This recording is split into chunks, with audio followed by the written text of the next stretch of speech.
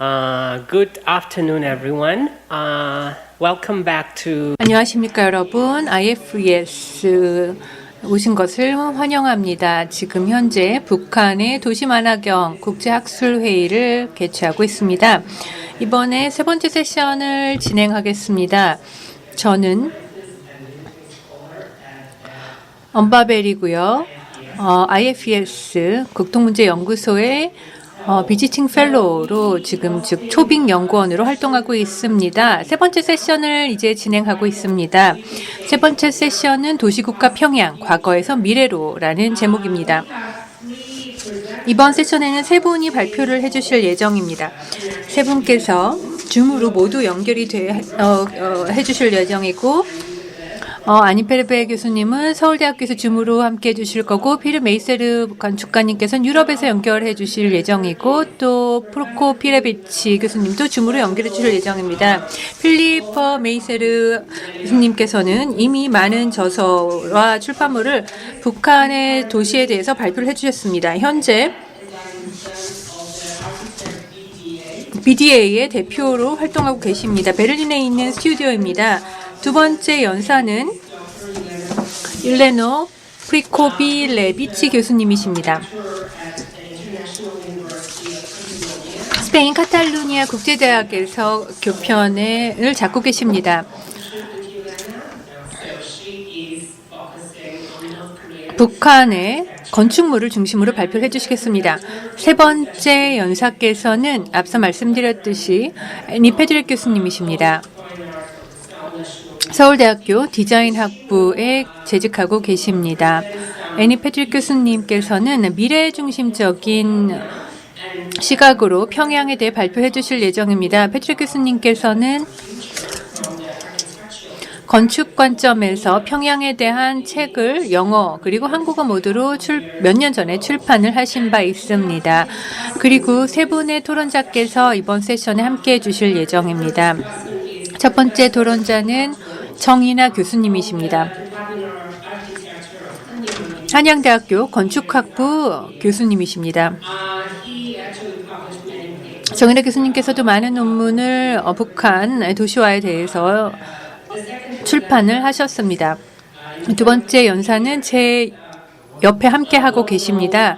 잘 알려지신 언론인이십니다. 일본의 언론인이신 히라이 히사시 초빙연구위원이십니다. 지금 이곳 경남대 국제문제연구소의 초빙연구원 위원 펠로우로 함께하고 계십니다. 세 번째 토론자를 소개해드리겠습니다. 임동우 교수님이십니다. 홍익대학교 도시건축대학원의 교편을 맡고 계십니다. 편집을 맡으신 저서에 평양이 다뤄지고 있습니다. 한국어 그리고 영어 모두로 출판이 되어 있습니다. 이 저서는 학술적으로 특히 북한 도시와 관련해서 잘 알려진 글입니다. 그런 만큼 정말 훌륭하신 그리고 또 저명하신 연사와 토론자분들이 함께하고 계시는 것 같습니다. 이번 세션을 시작하기 전에 다시 한번 감사의 말씀을 국동문제연구소에 드리고 싶습니다. 학자들 그리고 또 도시학을 전공하는 저희와 같은 사람들이 경험과 목소리를 함께하는 것은 너무나 뜻깊은 자리인 것 같습니다. 일반적으로 한국학을 보면은 그것이 유럽에서건 또 미국에서건 보면 주로 역사, 언어학이 대부분입니다. 경제나 다른 분야는 사실 많이 다뤄지지 않는 학문 분야입니다. 그렇기 때문에 우리 목소리를 낼 수 있는 것 자체가 의미가 있는 것 같습니다. 그리고 조금은 대안적인 관점을 제공할 수 있고 전통적인 이러한 한국학이라는 분야의 새로운 시각을 조명해 줄 수 있을 것 같습니다. 그렇다면 바로 첫 번째 발표자를 모시겠습니다. 첫 번째 발표는 필립 마우저 교수님이 발표해 주시겠습니다. 북한의 도시 유형 보고, 북한의 이상적인 사회의 꿈이라는 제목입니다.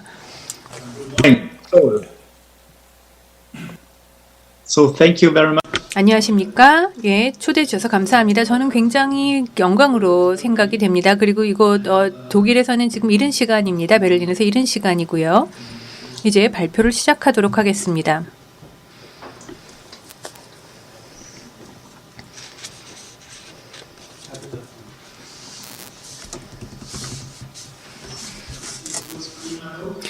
전체 화면이 보이시면 좋을 것 같은데요. 네, 감사합니다, 여러분.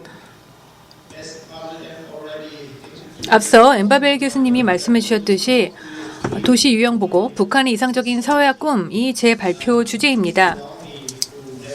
제가 어떻게 보면은 학문적인 비중은 조금 적다는 점을 말씀드리고 싶습니다. 평양에 대한 학문적인 비중이라기보다는 북한의 꿈, 북한의 하나의 이상적인 사회의 꿈을 생각해 보면 이게 제 주제이기도 한데요. 한 사회주의적인 사회주의 도시. 마우석 교수님, 지금 스크린이 문제가 있는 것 같습니다. 화면이 안 보이고 있습니다. 다시 한번. 예, 이제 화면이 보입니다. 다시 안 보이는군요.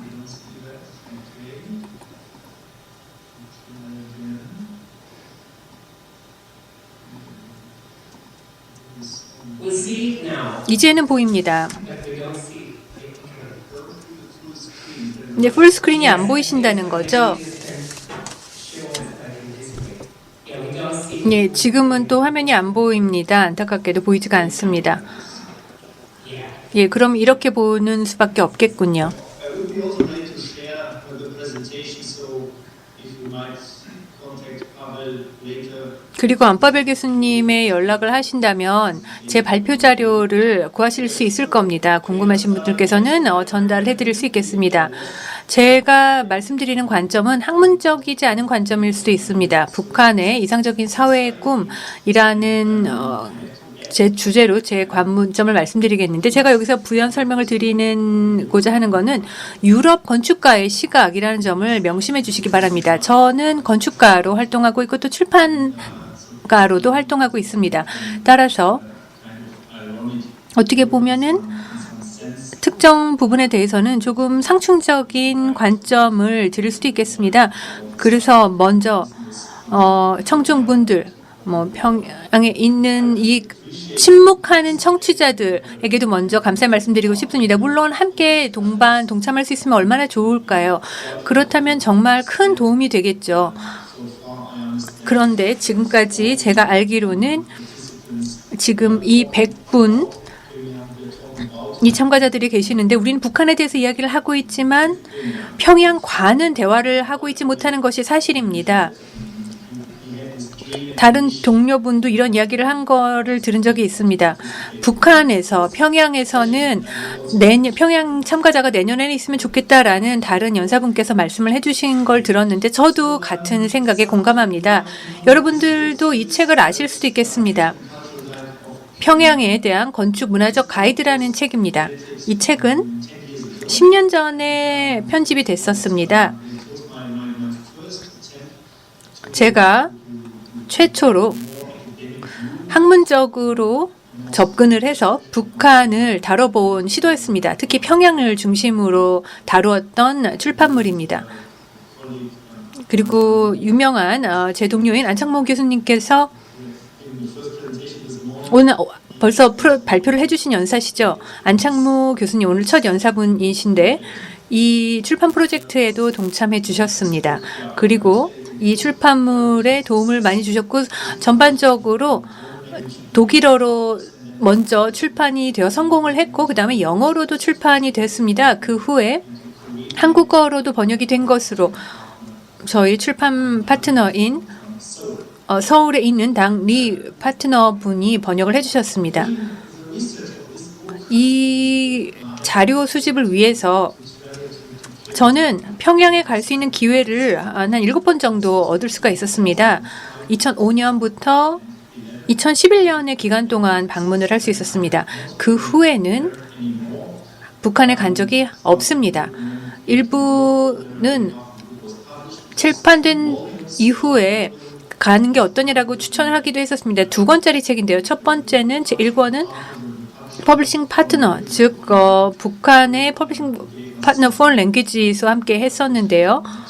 굉장히 좋은 많은 재료들 그리고 또 뭐 선전 광고물 프로파간다 이미지라던가 those buildings and 그리고 다른 볼륨은 배경 설명 그리고 또 코멘트 중심의 출판물입니다. 더 흥미가 있을 수 있는 부분인데요. 전반적으로 평양의 그림을 이해하기 위해서는 참고가 될 수 있는 두 권의 책입니다. 제가 오늘 발표드리고자 하는 내용은요. 어떻게 보면은 상충적인 아이러니한 시각이 될 수도 있겠습니다. 북한에 대해서 보고를 하려면 무엇이 필요한가? 그리고 실제 북한을 방문해 보신 분들은 아시겠지만 늘 옆에 이런 작은 노트를 들고 뭔가를 계속 쓰는 사람이 옆에 동반한다는 것을 아실 겁니다. 그래서 제시하는 뷰 전체가 어떻게 보면 평양 전체의 모든 것을 반영한다고 할 수가 없는 거죠. 왜냐하면 늘 이런 가이드가 옆에 동반하고 있기 때문입니다. 건물이건 도시 전체에서건 말이죠. 그리고 옆에서 노트에 누군가가 계속 필기를 하고 있기 때문입니다. 이렇게 침묵하는 가이드들이 이러한 유니폼을 입고 그리고 또 이러한 양복을 입고 옆에 함께 있기 때문입니다. 가장 전형적인 이미지죠. 늘 배경에서 외국인들이 도시에서 하는 모든 일거수일투족을 감시하는 거죠. 이 선글라스 모습을 보면 이런 사람들이 많았는데요. 이게 많은 젊은이들이 따라하는 유행이라고 생각이 됐는데 더 사실을 많이 구하지 못했습니다. 김정일의 모습을 따라서 자신의 이미지를 제시하는 모습이라고 생각이 됩니다. 위대한 지도자로서요. 그리고 여기서도 역시 이렇게 모든 것을 적고 있는 사람들이 함께하고 있죠. 저는 지금 이렇게 대략 북한에 대한 개괄적인 설명을 드렸고요. 또 특히 독일 그리고 외국인들은 왜 북한에 가는지, 왜 독일의 건축가로서 북한에 이렇게 관심이 많은지 저에게 묻곤 합니다. 북한에서 무엇을 보고 싶어 하는지, 이 독재 정권의 도시의 꿈에서 무엇을 읽고 싶은지를 묻곤 합니다. 일부는 독일에서도 동서독이 분리된 비슷한 경험이 있고 30년 뒤에 통일을 할 수 있는 경험이 있어서 관심이 있는 게 아닐까라고 생각을 하기도 합니다. 그런데 제가 답을 드리자면 제가 관심을 갖고 있는 유일한 부분은 바로 북한의 즉 평양의 건축물입니다. 제가 다른 연구물에서건 또 소련에 대해서도요. 기존 동독에서도 건축에 대해서 늘 관심을 가져왔습니다. 평양에 대해서는 이야기할 때 이것이 보이지가 않을 수도 많은 것이 보이지 않을 수 있기 때문에 건축을 통해서 읽어야 하는 경우가 많습니다. 또 여기서 정말 경이로운 점은 모든 곳에 상징이 반영되어 있다는 것입니다. 이는 빈곤에서부터 관심을 회피시키려고 하는 시도인 거죠. 즉 국가 차원의 행복으로 모든 사람들을 불러오려고 하는 환기시키려고 하는 시도인 것입니다. 제가 북한에 갈 때마다 매번 느낀 점이 있습니다. 혼자 있을 때건 또 북한 가이드 뭐 그룹이 아니라 가이드와 함께 있을 때건 늘 이런 생각을 하곤 합니다. 내 주위에 이런 무슨 일이 일어나고 있을까는 늘 궁금하곤 했습니다. 그래서 이렇게 요약을 할 수 있겠습니다. 제 논문의 가설일 수도 있겠는데요. 건축물과 상징주의는 행복을 보장한다라는 가설을 전제로 해볼 수 있겠습니다. 만약에 도시계획을 할 때 이것을 어떻게 반영할 수 있을지도 생각을 해봐야겠죠. 토론에 대해서도 또 좋은 주제가 될 것 같습니다.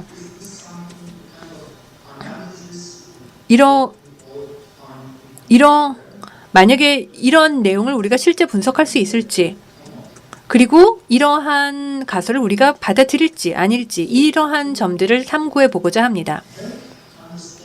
그렇다면 평양에 갔다고 가정을 해본다면 또 북한에 갔다고 가정을 해본다면 뭘 보고 뭘 느낄지 가정해 보겠습니다. 독재자의 레서피라고도 할 수 있겠는데요. 새로운 사회를 만들기 위한 레서피라고도 부를 수가 있겠습니다. 제가 여러 차례 방문을 통해서 실제 이러한 기준들을 한번 만들어 보았고, 일종의 체크리스트를 한번 만들어 보았습니다.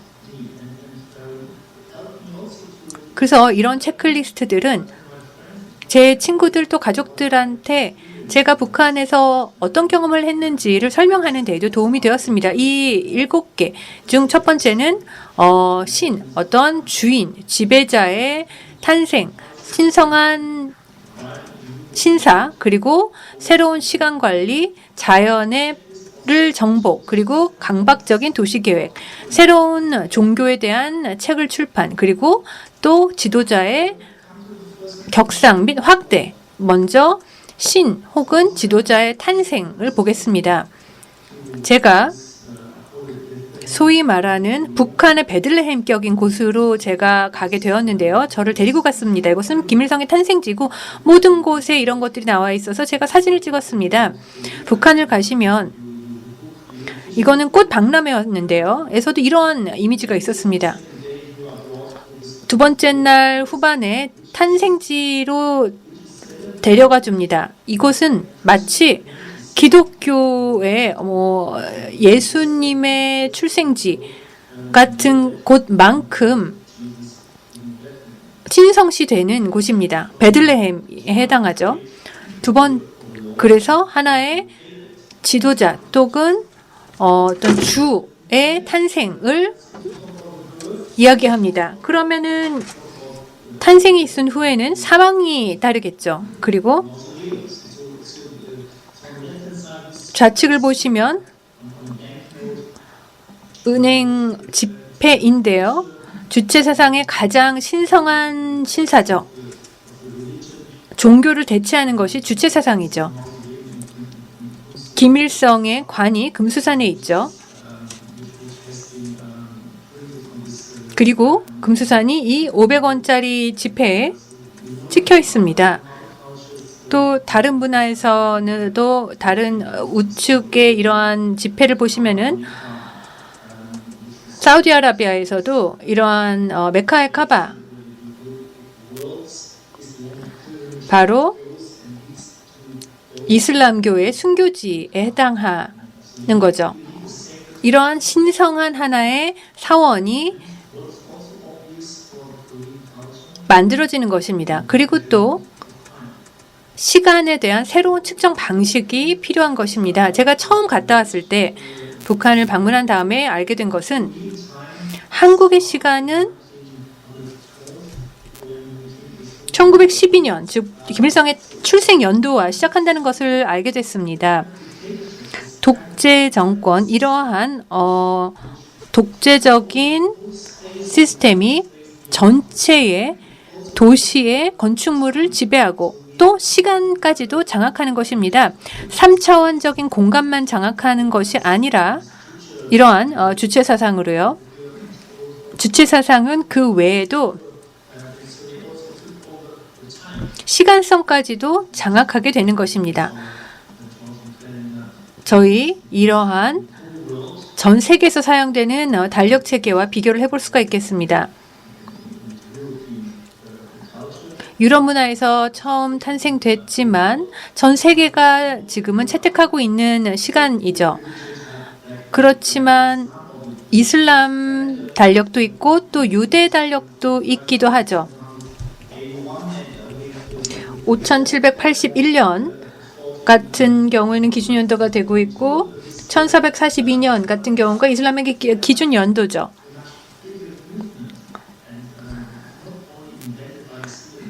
보통은 이것은 훨씬 더 규모가 큰 어떤 종교적인 추종의 결과였죠. 한 단일 독재자가 아니고 수십만 명의 동참한 달력이었다는 점에서 규모가 다릅니다. 그렇다면 어떻게 새로운 사회를 만들어낼지를 생각해 본다면 먼저 자연을 장악하는 것이 하나가 될 수 있습니다. 서구에서는 키위를 오렌지 껍데기랑 이렇게 접종을 하는 그런 시도를 했었습니다. 실제 이거는 소비라던가 우리를 위한 쾌락을 충족시키기 위해서 이러한 접종을 하죠. 그런데 북한에서는 곳곳에 이런 모습을 볼 수가 있습니다.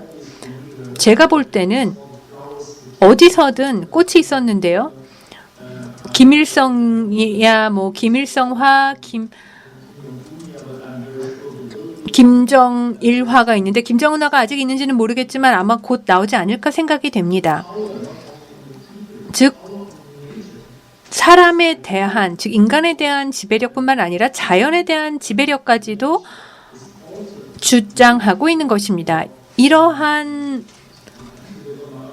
제스처 역시 새로운 사회를 형성하려는 노력의 일환이라고 저는 이해하게 되었습니다. 그리고 또 이어지면서 또 도시 계획과 관련된 내용인데요. 당시 저는 북한에서 연구를 하고 있었고 또 동시에 중앙아시아 투르크메니스탄에서도 연구를 하고 있었습니다. 도시 중심부에 이 중립 개선문 같은 이러한 아치가 있었습니다. 그리고 오늘 오전 앞서도 언급이 됐듯이 김일성의 불멸성을 상징하기 위한 이러한 탑이 존재하는 것입니다. 새로운 주택단지에도 마찬가지입니다. 신규 주택단지가 이 축을 따라 건설이 되기도 했던 거죠. 그래서 여기서도 역시 굉장히 흥미롭기도 하고 아주 독특한 도시 계획의 특징이 나타나는 것입니다. 평양만의 고유한 건축적인 특징이죠. 건축물만을 보면은 우선 그 건물 자체가 주민들에게도 뭔가를 강제하는 작용을 하고 어떻게 보아야 하는지를 그 주민들에게 강제하는 것입니다. 그리고 자신의 정체성을 강제하는 것입니다. 이 기념비 밑을 통과해야 하는 거죠. 김일성을 기념하는 이런 기념물을 아래로 통과해야만 하는 것입니다. 매번 생각이 안 날 수도 있지만 머릿속 깊이, 무의식 깊이에는 늘 이 북한의 주민들은 무언가 나를 압도하고 있는 느낌을 가질 수밖에 없는 것입니다. 주체 사상에 대해서도 많은 분들이 언급을 해주셨습니다. 북한 또 종교에 대한 새로운 이야기를 쓰는 것 역시 새로운 사회 형성의 한 요소죠. 주체 사상은 전 세계적으로도 잘 알려져 있죠.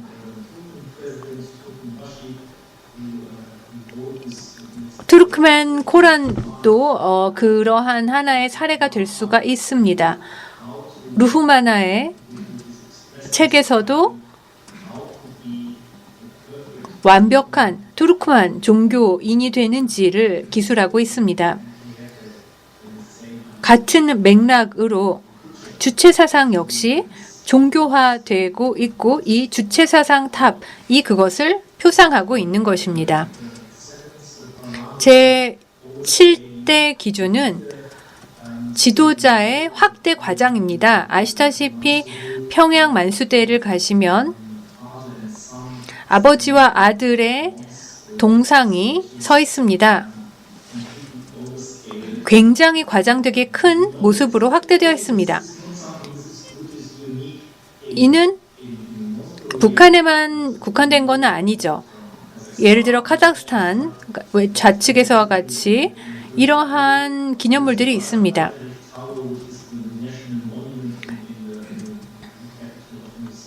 무술탄 신 수도에도 기존 지도자의 동상이 있습니다. 그리고 이 탑의 꼭대기에는 큰 손이 찍힌 삼각형이 있습니다. 나자바야 대통령의 손이 찍힌 모습이고 누구든 가면은 손을 이 안에 넣도록 해야 합니다. 이 금속 손에 손을 맞대고 힘을 느끼고 그리고 또 이것이 축복을 내려준다고 이야기가 됩니다. 이러한 오토크래틱한 시스템에서 독재주의 정권에서는 이러한 기념비가 존재하고 북한도 마찬가지입니다. 그렇다면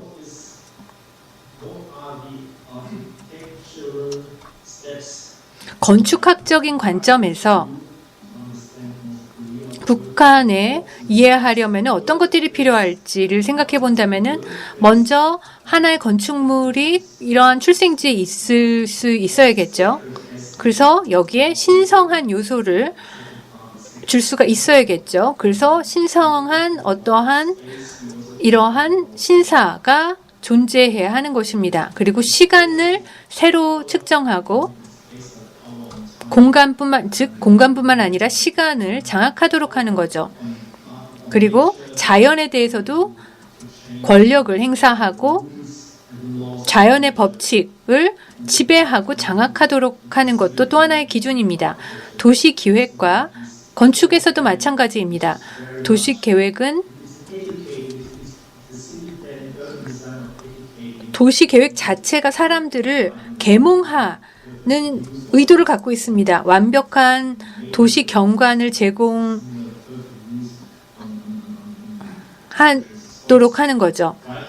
그리고 종교에 대한 새로운 글을 쓰는 것, 그리고 또 지도자를 과장 확대하는 것, 이건 모두 리더십을 강조하는 방법이고 그 외에는 대안이 없음을 강조하는 것입니다. 저는 이런 식으로 북한에 대한 조금 학문적으로는 아이러니한 시각을 갖게 되었습니다. 유럽의 건축가로서 이러한 시각을 북한을 방문하면서 갖게 되었습니다. 제가 발표드린 내용이 다른 연사 토론자분들께도 조금이나마 도움이 되었기를 바랍니다. 그리고 또 여러분들과 있을 토론을 기대하겠습니다. 감사합니다. 감사합니다. 마우서 교수님. 굉장히 흥미로운 발표를 잘 들었습니다. 그리고 교수님께서 이상적인 사회에 대한 생각을 함께 해주셨습니다. 건축을 중심으로 말씀을 해주셨습니다. 다음 연사분은 스페인 바르셀로나에서 발표를 해주시겠습니다. 여러분들께요, 옐레나 프로코피레비치 교수님을 소개하겠습니다. 프로코피레비치 교수님께서 발표해 주실 주제는 김정은 시대의 건축물입니다. 안녕하십니까? 잘 지내고 계십니까? 네, 스페인어로 인사드렸습니다. 안녕하세요. 감사합니다. 엠바벨 박사님 감사합니다. 먼저 너무나 시의적절하게 또 의미 있는 회의를 개최해 주셔서 감사드리고요. 경남대 극동문제연구소에 감사드립니다. 저를 불러주셔서 다시 한번 감사드립니다. 제 목소리 잘 들리시나요? 네, 오늘 패널과 더불어서 필리피 메우세르 건축가님 그리고 또 애니 페드레 교수님과 함께 제3세션에서 발표를 하게 되어 영광입니다. 필리피 메우세르 건축가님, 애니 페드레 교수님은 정말 전문가 분들이시죠. 그리고 또 제가 동남아시아 도시를 연구를 할 때요. 사실 한국 분들이 쓰신 책들 많이 쓰고 있습니다. 저는 스페인 카탈루나 국제대학에서 역사를 가르치고 있고 또 도시 연구 분야에서 강의를 하고 있습니다. 동남아시아 도시에 대해서 강의를 하고 연구도 하고 있습니다. 제가 발표를 하기 위해서 논문을 보냈는데요. 논문 말고 파워포인트를 보여드리면서 설명을 드리겠습니다. 제 연구는 책으로 출판이 되었습니다. 북한, 완벽한 그렇지만 논쟁의 여지가 있는 유토피아다라는 제목으로 했었습니다. 당시 평양에 대한 이 문화 가이드 책에 있었는데요. 완벽한 지침이었습니다. 하지만 이거는 스페인어로만 나왔습니다. 그리고 많은 분들이 같이 보고 있었죠. 아마도 이 스페인어로 된 책이 한국어로 혹은 영어로 번역될 때까지 기다려야 될 것 같습니다. 오늘 제 발표는요. 여러분들께요. 최근 들어서 언론 매체에서 특히 북한과 한국 쪽에서 많이 보고가 되고 있는 분야에 대해서 언급하고 싶습니다.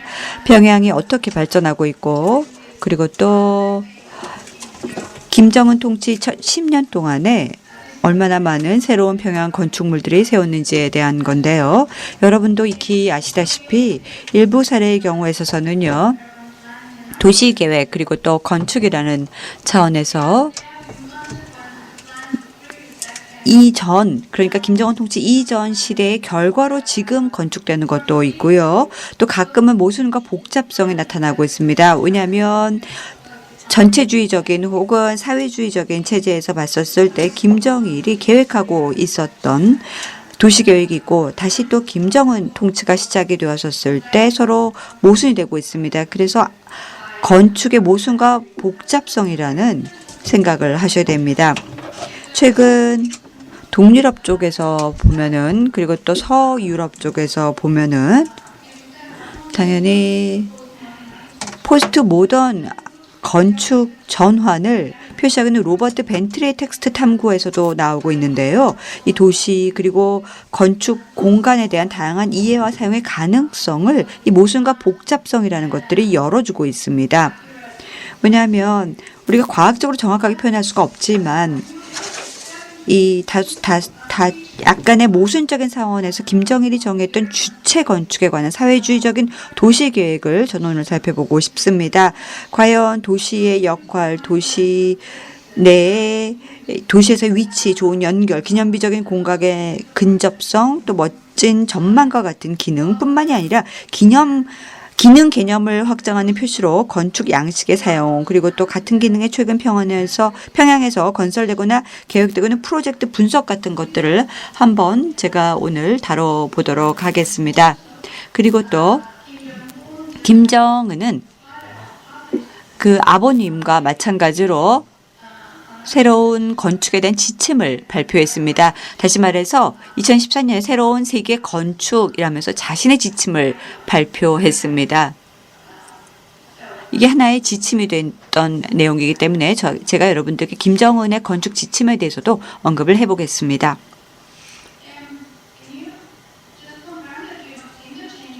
예, 슬라이드 바뀌었죠? 확인해 주세요. 네, 잘 되고 있네요. 환상입니다. 그러면 좀 더 역사적으로 한번 살펴보겠습니다. 우리가 분명히 김일성 그리고 또 김정은 이렇게 계속 내려오면서 분명히 건축에서는 다른 생각을 갖고 있습니다. 김정일 같은 경우는 필요에 의해서 건축을 했었습니다. 물리적으로 필요해서 김정일은 재건도 하고 건축도 했었습니다. 전쟁 이후에 그러다가 신속하게 건축을 하고 또 주택을 지으면서 1950년대에 계속해서 여러 가지 건축 작업이 이루어졌죠. 건설 작업이 이루어졌습니다. 당시에 유럽에서도 재건이 많이 이루어졌죠. 동독 같은 경우도 신속하게 건축이 많이 이루어졌었습니다. 그런데요. 지금까지 천리마 운동 같은 경우가요. 바로 신속한 발전 그리고 또 대도약을 강조하고 있습니다. 평양 여기 보면은 동무는 천리마 탔는가라는 식으로서 평양에서 주택을 빨리 짓기 위해서 이 천리마 운동이 아직까지도 이루어지고 있습니다. 아주 신속하게 건설을 완공하자라는 운동들이죠. 그러면 이제 김정일의 건축은 하나의 프로파간다였습니다. 주체 건축 사상이 팽배하게 있었습니다. 물론 김일성은 나름대로 이 모든 기간 동안에 그대로 있었습니다. 하지만 김정일은 하나의 리더로서 1950년대 이후부터 후임자를 찾고 있었습니다. 그래서 1980년도에 이 위대한 프로젝트를 만들었죠. 예를 들어서 천리마길 또 그 외에도 여러 가지 인민대학습당이랄까 주체 사상탑들을 만들었고요.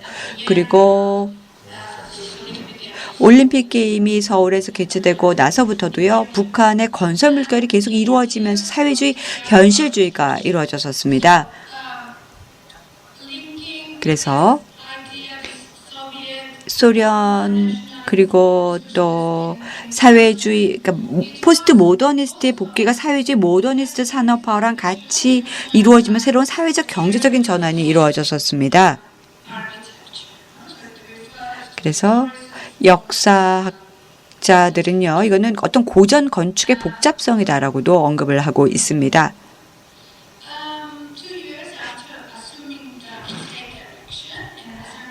12월 2013년에 김정은은 국가의 방향을 선포하고 나서 2014년 12월 건설 부분의 공무원들을 위해서 단기과정 보조자에게 이렇게 서한을 전달했었습니다. 제가 읽어보겠습니다. 노동당의 주체 지향 건축 사상을 철저하게 적용을 해서 건설의 위대한 황금기를 맞이하자라고 말을 했습니다. 이게 바로 김정은이 전달한 지침이고요. 이게 나중에 출판되고 번역되고 이 텍스트가 전 세계적 스페인어까지도 번역이 되었고 이 내용을 보면 건축 도시계획 건설분에 대한 지침이 들어가 있습니다. 여기 지금 슬라이드에 보시면은요. 김정일이 발표했던 이 책인데 건물이 채택해야 될 스타일을 명시하고 있고요.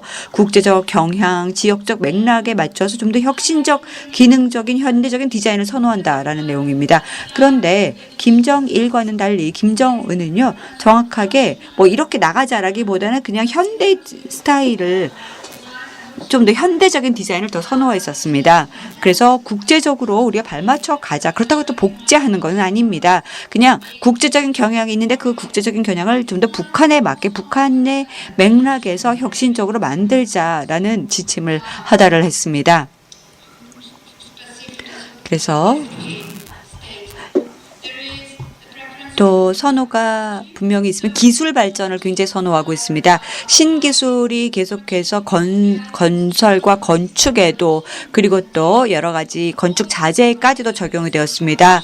모든 출판된 언론 매체에서 발표된 내용들을 보면은요, 굉장히 아주 멋진 그런 이미지가 있지만요, 여기서 주의해야 될 것은 우리가 알아야 될 것은 렌더링 기법도 사용됐다는 점입니다. 그래서 뭐 그린 디자인이랄까, 뭐 편리성도 있지만요, 그 외에도 어떤 환경적인 책임감이 있는 그런 디자인도 있고 장엄한 이미지도 있지만 동시에 여러 가지 실용적인 측면도 있었습니다. 2014년 여기 이미지 보이시죠? 유토피안적 투어라고 해서요. 여기 보면은요. 지금 조감도인데요. 다양한 종류의 건축이 이루어졌습니다. 골든 라이언이라는 것도 만들어졌고요. 그리고 도시계획과 건축을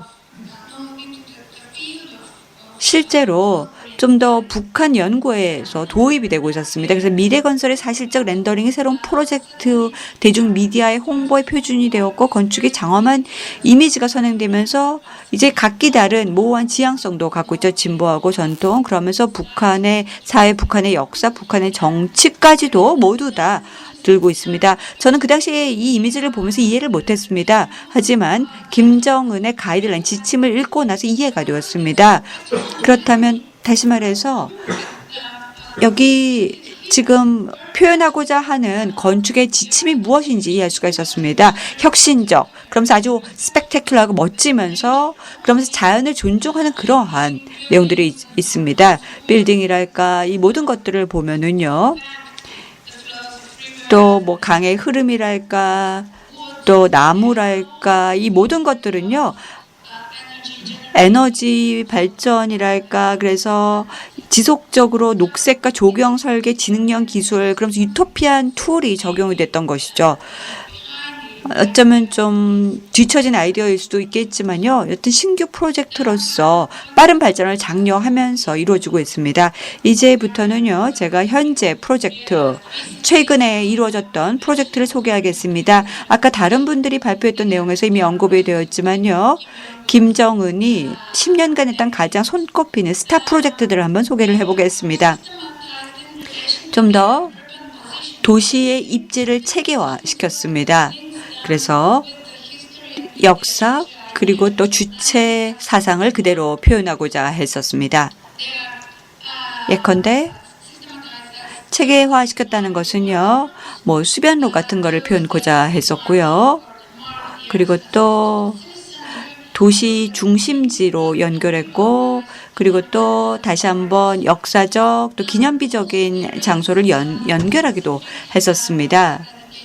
그리고 대중을 위한 시설도 만들었고 공공시설을 만들었었습니다. 여기 보면은요, 창정거리 대동수변에 위치했는데요. 공공시설을 위한 중요한 프로젝트도 있었습니다. 여기 보면 한쪽에 만수산이 있는데 두 지도자의 기념비가 있었고 또 아버지로부터 물려받은 그 한쪽 김일성 광장이 있죠. 아시겠지만 5월 15일은요, 항상 이 노동당 창립 100주년을 맞이하는 겁니다. 그래서 김정일 통치의 마지막 프로젝트였던 것이 건설 1년 만에 주체 100주년을 맞아서 김정은을 처음으로 추대시켜줬고 또 여기 보면 다리를 건너가면은 원통형 구조로서 만들어졌는데 만수 언덕에 또 위치해 있는 것입니다. 그래서 경치가 보이죠? 한쪽에는 이게 창정거리인데요. 지도자 기념비도 있고 또 다른 쪽에는 기념비 상징적인 건물들도 있고 또 다른 쪽에는 또 다른 축을 이루면서 김일성 광장이 있고 또 다른 쪽에는 주체탑도 있습니다. 주체 사상탑도 있죠. 여기 보면은요, 고층 건물도 있습니다. 그래서 원통형 형태로 48층의 가장 높은 18개 건물이요, 외부 LED 조명을 만들어서 평양의 야경을 완전히 피라미드 형태로서 애니메이션을 한 최초의 건물입니다. 여기 보세요. 야경인데요. LED로 정말 멋지게 보여주고 있습니다. 모종의 새로운 경치를 보여주고 있습니다. 도시 중심지에 위치해 있습니다. 제가 지금까지 설명드렸던 내용인데요. 여기 보시면은요, 도시계획 전체가 보이시나요? 제 포인터 움직이는 거 보이시나요? 전체가 좀 더 체계화가 되었습니다. 그래서 두 개의 기념비 축이 있죠. 그래서 도심 중심지로 기록이 되고 있고요. 평양의 가장 중심지죠. 또 다른 병으로 보면은요, 또 여기 창천거리가 있는데 대동수변에 위치해 있고요. 여기 2,000가 넘는 아파트도 있고 공공시설을 위한 주요 프로젝트도 있고 그리고 또 여기 보면은요, 다양한 것들이 있습니다. 예를 들어서 보면은 인민문화궁전도 있고 그리고 또 그 외에도 인민문화궁전 외에도 인민대학습당도 있고 그리고 또 이전에는 호텔이나 혹은 이런 시설이었는데 이제는 주택가로도 또 바뀌었습니다. 그래서 이전에 호텔과 공공시설을 위해 준비됐던 유리 파사드가 아파트 타워 상점 레스토랑에 있는 1층 가공 거리가 되었고 또 신규 프로젝트도 들어섰습니다. 그래서 공간이 좀 더 향상됐고 또 조경도 좀 더 좋아졌습니다. 그러면 좀 더 가볼까요? 만수대 길거리로 가볼까요? 그래서 보통강으로 또 한번 가보겠습니다. 그러면은요, 여기 또 신규 프로젝트가 있습니다. 여기 보면은 최근에 발표되었던 내용인데요. 지난달에 발표가 되었습니다. 첫 번째 이미지입니다. 이 프로젝트 이미지인데요. 그래서 북한 언론에도 공개가 되었습니다. 이전에도 이 교수님께서 언급을 했는데요. 보통강의 중요성에 대해서 언급을 해주셨죠. 상징적인 의미가 있습니다. 보통강이라는 것은요, 이 주변 지역에서 아주 중요한 역할을 하고 있습니다. 그래서 아까 마사 교수님께서도 말씀을 했지만요, 강변 주변에서도 1947년에 김일성이 굉장히 중요한 프로젝트를 진행하기도 했었습니다.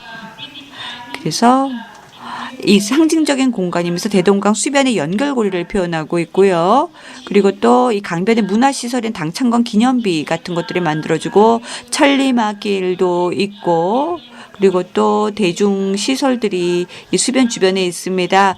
심지어는 아이스링크도 있고요. 만수대 거리 주변으로요. 그리고 또 고대 그 천리마 거리로 연결되면서 일련의 기념비적인 주거거리도 있고요. 역사적인 거리입니다. 여기에 또 테라스 주택이 건축이 되고 있는데 800개의 아파트가 위치해 있습니다. 고대 보통문으로 최근 발표된 계단식 테라스가 있는 주택인데 3층, 4층 규모의 작은 건물부터 시작해서 지역 구석에 위치한 심지어는 정말 높은 15층 건물까지도 아주 50개 건물 이상의 랜드마크로 되어 있고요. 그러면 한번 전체적인 형태를 보여드리겠습니다. 천리마 거리로 이 강변로가 연결되는데 첫 번째로는 1970년대 지어진 역사적 거리고 그 다음에는 아주 지형이 아주 특별합니다. 테라스 주택의 건축이 이전의 주거 프로젝트보다 호텔이나 공공건물에 더 많이 적용되고 수변로를 따라서 효과적인 공식 자원인 만수 언덕의 경사를 기능적으로 해결해 주고 있고요. 그리고 또 흰색이나 갈색 회 반죽과 세라믹 타일의 조합으로 마감돼서 아주 오목한 정육 면체 축적을 기반으로 디자인이 되어 있고요. 그리고 또 여기 창신함이랑 부동산 가치를 높이기 위해서 공간을 공동 사용이나 아파트에 대한 부착 가능성을 알기 위해서 옥상 이 퍼걸레나 음영 장치를 만들었고요. 또 한국은 특히 자재를 완성된 자재를 주로 수입을 많이 하죠. 그런데 이 테라스 주택 같은 경우는 평양 중부의 기념물 삼각지대에서 두 개의 강과 철로의 방향으로 구분되는 몇 개 안 되는 지역의 하나를 차지하고 있는데요. 여기 보면은 새롭게 설계된 해안가가 한국 건설의 첫 승리를 기록하는 천리마 대로를 따라서 기념비적인 공공시설을 만들고 있고 평양 빙상관도 있고 인민문화궁전은 첫 번째 승리 작품이고 잦은 홍수로부터 대도시 지역을 확보한 포통간 수로화도 있고요. 또 여기 보면은 정말 가치 있는 공간을 만들었습니다. 주택가, 고급 주택가 지역도 있고요. 여기 보면은 다양한 해석이 됩니다. 주거지역 블럭이기도 하고요. 그렇다면 여기 또 보면은요. 2015년에 미래과학자 거리가 개원이 되었습니다. 그 이유는 각기 다른 대학교의 교수들이 다 모여서 이 멋진 프로젝트를 만들었는데요. 그 이유는 대동 수변에 위치했는데 노동자 창립 70주년 기념 행사의 일환으로서 거리도 개원했고 이 지역에 고급 주택 단지가 만들어졌습니다. 양각대교와 청송대교 사이에 대동 수변에 위치해 있고요. 그리고 홍콩 스카이라인처럼 생겼죠. 30개 건물로 구성되어 있고요. 그리고 이 프로젝트를 보면은 어떤 상징성이 있느냐면 새로운 프로젝트, 새로운 길거리, 새로운 평양의 스카이라인을 제정하고 있습니다. 김제공업종합대학교 교수와 연구원을 대상으로 하는 40층 트윈타워 테라코타 색상 타일로 마감됐고 40층의 트윈타워 원작 궤도에서 영감을 받은 평면도 모양 53층 대형타워 과학 상징도 되고 있고요. 그리고 또 위치와 전망을 중시하지만 동시에 기차역과 평양 개성 고속도로 통일대로와 같은 중요한 도시 지점 사이의 시각적 연결도 되고요. 그리고 또 이 40층, 53층 대형 타워도 있고요. 그리고 이 플로어 플랜을 보면은 영감도 받았습니다. 보면은 이 석도의 한 지점에 가까운 원자 모양의 초고층 빌딩이 2015년에 동시에 지어진 과학기술 단지의 공식적인 영감도 공유하고 있습니다. 그래서 김책 공업종합대학교 교수하고 연구원들을 대상으로 하고 있는 타워입니다. 김정은에 따르면은요, 분명히 주체 사상에서 그대로 반영하고 있지만 정치적인 담론이 될 수가 있을 것입니다. 소위 말하는 이 과학적 중심지도 있는데 여기 원자 모양의 건물입니다. 그래서 과학기술단지 공식적인 영감도 공유하고 있으면서 공공시설도 만들고 있고요. 또 한쪽에서는 정치적 담론도 추정하면서 또 북한이 끊임없이 추구하고 있는 핵개발 프로그램도 반영해주고 있는 것이죠. 그리고 지금 보시는 것은 도심 지역에 있어서의 레퍼런스입니다. 공공시설이 어떤 게 있는지, 또 대중들이 위한 공간이 얼마나 차별화가 됐는지, 예를 들어서 자전거 전용 도로도 있고요. 그리고 또 플레이그라운드도 있고요. 그리고 좀 더 개선된 모양도 개선된 방식으로서 도시 계획을 했습니다. 그래서 공공시설, 열린 공간의 범위 내에서 또 만들어져 있고요. 다시 또 도시 밀도는요, 새로운 이미지를 제공하고 있습니다. 분명히 새로운 평가가 이루어지고 있습니다. 그래서 이 모습을 보고 다시 또 강조하지만 가장 중요한 것은요, 수변을 이용했고 또 이 주변에 이 프로젝트와 더불어서 좀 더 공공시설을 많이 만들었습니다. 또 이 지역은 역사적인 의미를 갖고 있습니다. 아까 포에블로 브리지도 언급이 되었었죠. 그런데 이제는 다시 옮겨졌습니다. 그런데 이 지역에는 바로 양각섬 앞에 있어서 역시 또 눈에 띄는 기록 역사적인 장소이기도 합니다. 또 하나 더 인터벤션이 있었는데 이 프로젝트에 있어서요. 그래서 역사적 지역을 다시 한번 재평가합니다. 그 중에 하나가 2017년에 개설된 거리인데요. 이 거리는 바로 평양이 얼마나 신속하게 건축을 할 수 있는지를 대변해주고 있습니다. 13개월 만에 완공이 된 도로입니다. 그래서 건물들도 많고 보면 아주 기록적 랜드마크인데 70층 규모의 그린타워가 있고 아주 정말 두째로 높은 마천루인데요. 미래 거리보다 훨씬 더 넓고요. 국제경제 지도에 불구하고 아주 발전의 또 건설의 도시변의 상징이 되고 있습니다. 이는 김정은이 추구하고 있는 것이죠. 여기 보이시죠, 사진? 여기가 동명거리인데요. 제가 신의주 평양을 방문했을 때 거의 아무것도 없었습니다. 다양한 프로젝트가 진행이 되고 있었고요. 그리고 도시 중심지를 풍수산 궁전과 연결했고요. 여기 보시죠, 연결이 되고 있습니다. 4월 15일 문화궁전, 그리고 또 여기 영생탑이 위치해 있고요. 여기 또 만수대가 있고, 그리고 김일성 종합대학이 여기 있고요. 역사적인 대학입니다. 김일성 대학은요. 왜냐하면 전쟁 직후에 만들어졌는데 그때는 김일성 대학이 상당히 중심적인 건물을 했었습니다. 소련 스탈린식으로 만들어졌고 또 그 외에도 여기 금수산 태양궁정도 있고요. 그리고 또 이 길거리는 정말 스펙테클하게 멋집니다. 정말 멋진 이미지를 보여주고 있습니다. 여기 보면은 순한 공항에서 연결될 수 있고 상당히 환영받는다는 느낌이 있는 길거리입니다. 특히 여기 건축 건물이 70층짜리 건물인데요. 이 호텔 말고는 가장 두 번째로 높은 마천루를 보여주고 있습니다.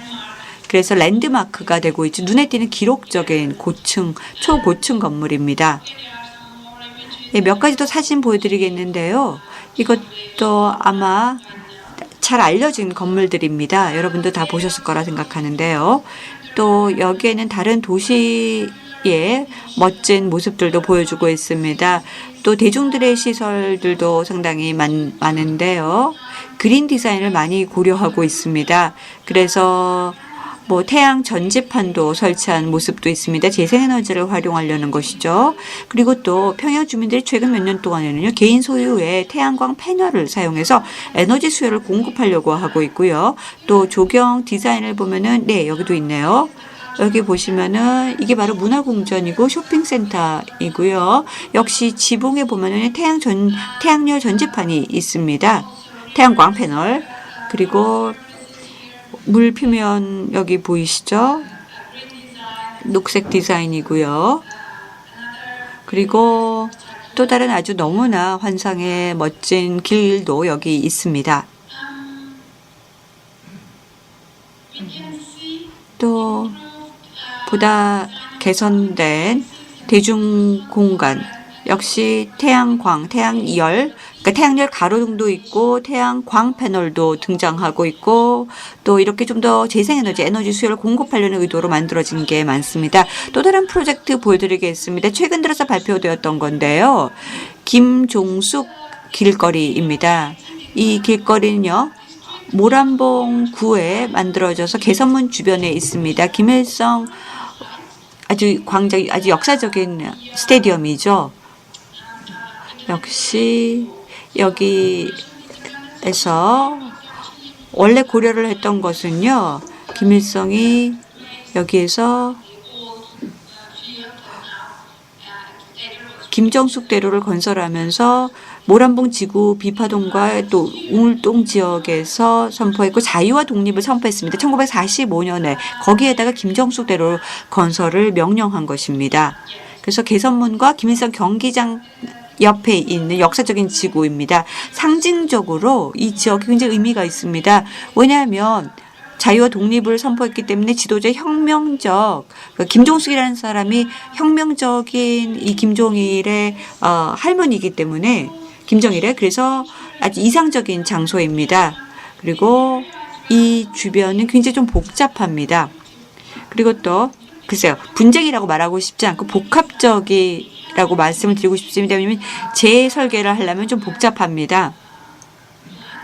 여기 도심 계획을 보면 굉장히 건물들이 따닥따닥 붙어 밀도가 높습니다. 그래서 분석을 했고요. 또 평양 전체에 대한 분석을 하고 나서 어떻게 하면 이 밀도를 좀 더 수정할 수 있을까? 그래서 민간 주택, 개인 주택 건설들이 만들어져 있는데요. 이는 투자가들이 고위 공무원들을 위해서 개인주택을 건설했고 또 개인들이 투자를 해서요. 집단적으로 어떤 사유용 그 집단 건물도 건설을 해서 밀도가 상당히 높습니다. 그리고 이 건물들이요. 고위급 공무원들의 개인 소유이기도 합니다. 일부는 붕괴해서 대규모로 재개발을 해야 됩니다. 김종숙 대로를 다시 만들고 이쪽을 다시 새롭게 재계획하려면 그래서 좀 복잡한 상황입니다. 이건 이 포스트 사회주의 도시 경향의 내용을 임동호 박사가 연구한 바 있는데요. 그래서 뭐 건물 자재랄까 뭐 이러한 것들도 다시 봐야 되고요. 또 다른 프로젝트를 소개하고 싶은데요. 현재 거의 완공되고 있습니다. 종합병원이죠. 평양 종합병원인데요. 작년 팬데믹 동안에 건설이 되었습니다. 아주 중요한 축을 이루고 있습니다. 평양의 한 축은 김일성 광장이라고 해서 주차사당 탑이 있고요. 또 조선 노동당 창건 기념비인 만수대 기념물이 이쪽에 있고요. 그게 한 축을 이루고 있고요. 또 다른 두 번째 축이 바로 대규모 평양 종합병원입니다. 그래서 여기 물론 호텔도 있지만요. 그러면 이 중심 지역을 보면은요. 전체 에스플라네이드를 보면은 저는 이걸 에스플라네이드라고 보고 싶은데요. 12년 전이었나요? 이 에스플라네이드 중간 정도에 2020년 작년 3월에 전 세계가 코로나에 빠져서 봉쇄가 되었었을 때 김정은은 기공식을 했습니다. 그래서 새로운 호텔을 건축하겠다라고 했는데요. 당시에 200일 공사 200일 캠페인을 선포하면서 노동당 창건 75주년을 맞아서 결국은 새로운 의료센터를 만들겠다라고 했었습니다. 아주 의미가 크죠. 뭐냐면 지금 전 세계적으로 코로나 대유행병이 퍼지고 있는데 상징적으로 이 두 개의 탑이 중앙축에 있고 그리고 또 기념비적인 앞에 블럭을 차지해서 20층짜리 건물을 만든다는 건 대단했죠. 모든 국경이 폐쇄된 상태에서 병원을 건립하면서 여기 보면은 새 병원의 탑이 상징적 축의 방향을 이루고 있고 깃발 모형의 주택 블럭을 배경으로 해서 창건 기념비 전망을 차단하고 있고요. 그리고 지붕을 보면은요. 지붕에는 가든도 있고요. 그리고 두 개의 탑이 있고 15층짜리 높은 건물입니다. 그래서 일반적으로 좀 더 개선이 필요한 평양의 주택가에서도 의미가 있습니다. 이 병원이 교통관광여가 모든 부분에서 공공시설을 정말 김정은 시대에서 한 단계 더 끌어올렸습니다. 이제 1980년대 서울올림픽이 개최되었을 때 그리고 평양국제 청소년 대회가 개최가 되었었습니다. 그래서 80년대 후반에 건설 물결을 보면은요, 전후 도시 계획의 한계를 벗어나서 정말 새로운 주거 지역의 건설을 자극하고 있습니다. 더 이상 어떤 역사적 도시 계획이라기보다는 완전히 새로운 의미를 갖고 있습니다. 여기 보시는 게 광복거리이고요. 이쪽에 나중에 1990년대에 또 다른 거리가 만들어졌습니다. 광복거리는요, 남포에서 청년 영흥고속도로를 따라 서쪽에 위치해 있고요. 또 한쪽에서 보면 통일거리가 있는데 90년대 통일거리는 여기 통일 아치가 있는 대농 남쪽 기슬에 세워졌습니다. 그래서 역사적으로 보면은요, 또 경제적으로 보면 개성 고속도로에서 오는 여행객들을 맞이하는 통일 아치가 있죠. 최근 또 조선 노동당 제8차 대회 때 2021년 3월 23일 발표를 했었습니다. 신축을 하겠다는 발표를 했는데요. 역시 5개년 계획을 통해서 새로운 아파트를 짓겠다라고 했습니다. 여기 새로운 관광 명소가 될 것이고, 그리고 이 북한의 중심지가 될 겁니다. 지금 보시는 게 이미지입니다. 광복거리 왼쪽이고요. 오른쪽이 통일도로입니다. 전체 건물이 어떤 모양새를 보이는지 아실 수 있겠죠. 그래서 평양 남동부에서 이렇게 위치해 있고 통일대로가 오른쪽에 있고요. 200m 거리 폭입니다. 아주 넓죠. 그래서 여기 보면은요, 비교가 되죠. 얼마나 조경과 또 공공시설의 도시 설계가 달라졌는지 신규 프로젝트를 통해서 완전히 달라지고 있습니다. 지금 보이는 게요, 새살림 거리입니다. 기공식이 이미 개최가 되었고요. 올해 3월 달에 프로젝트 주축이 되고 있는 새살림 거리가 만들어졌는데, 기공식이 있었는데 원산 고속도로와 도심을 잇는 동쪽에 평양으로 향하는 입구에 있습니다. 여기 보면은요, 역시 또 아주 중요한 발표를 노동당 대회에서 했었습니다. 5만 개의 아파트를 5년 내로 건축하겠다라는 선포를 했었습니다. 2025년에 완공하겠다라고 합니다. 2025년은 노동당 창건 80주년을 기념할 거기 때문에 그때가 되면 5만 개의 새 아파트를 짓겠다라고 하면서 기공식도 있었습니다. 먼저 1만 개의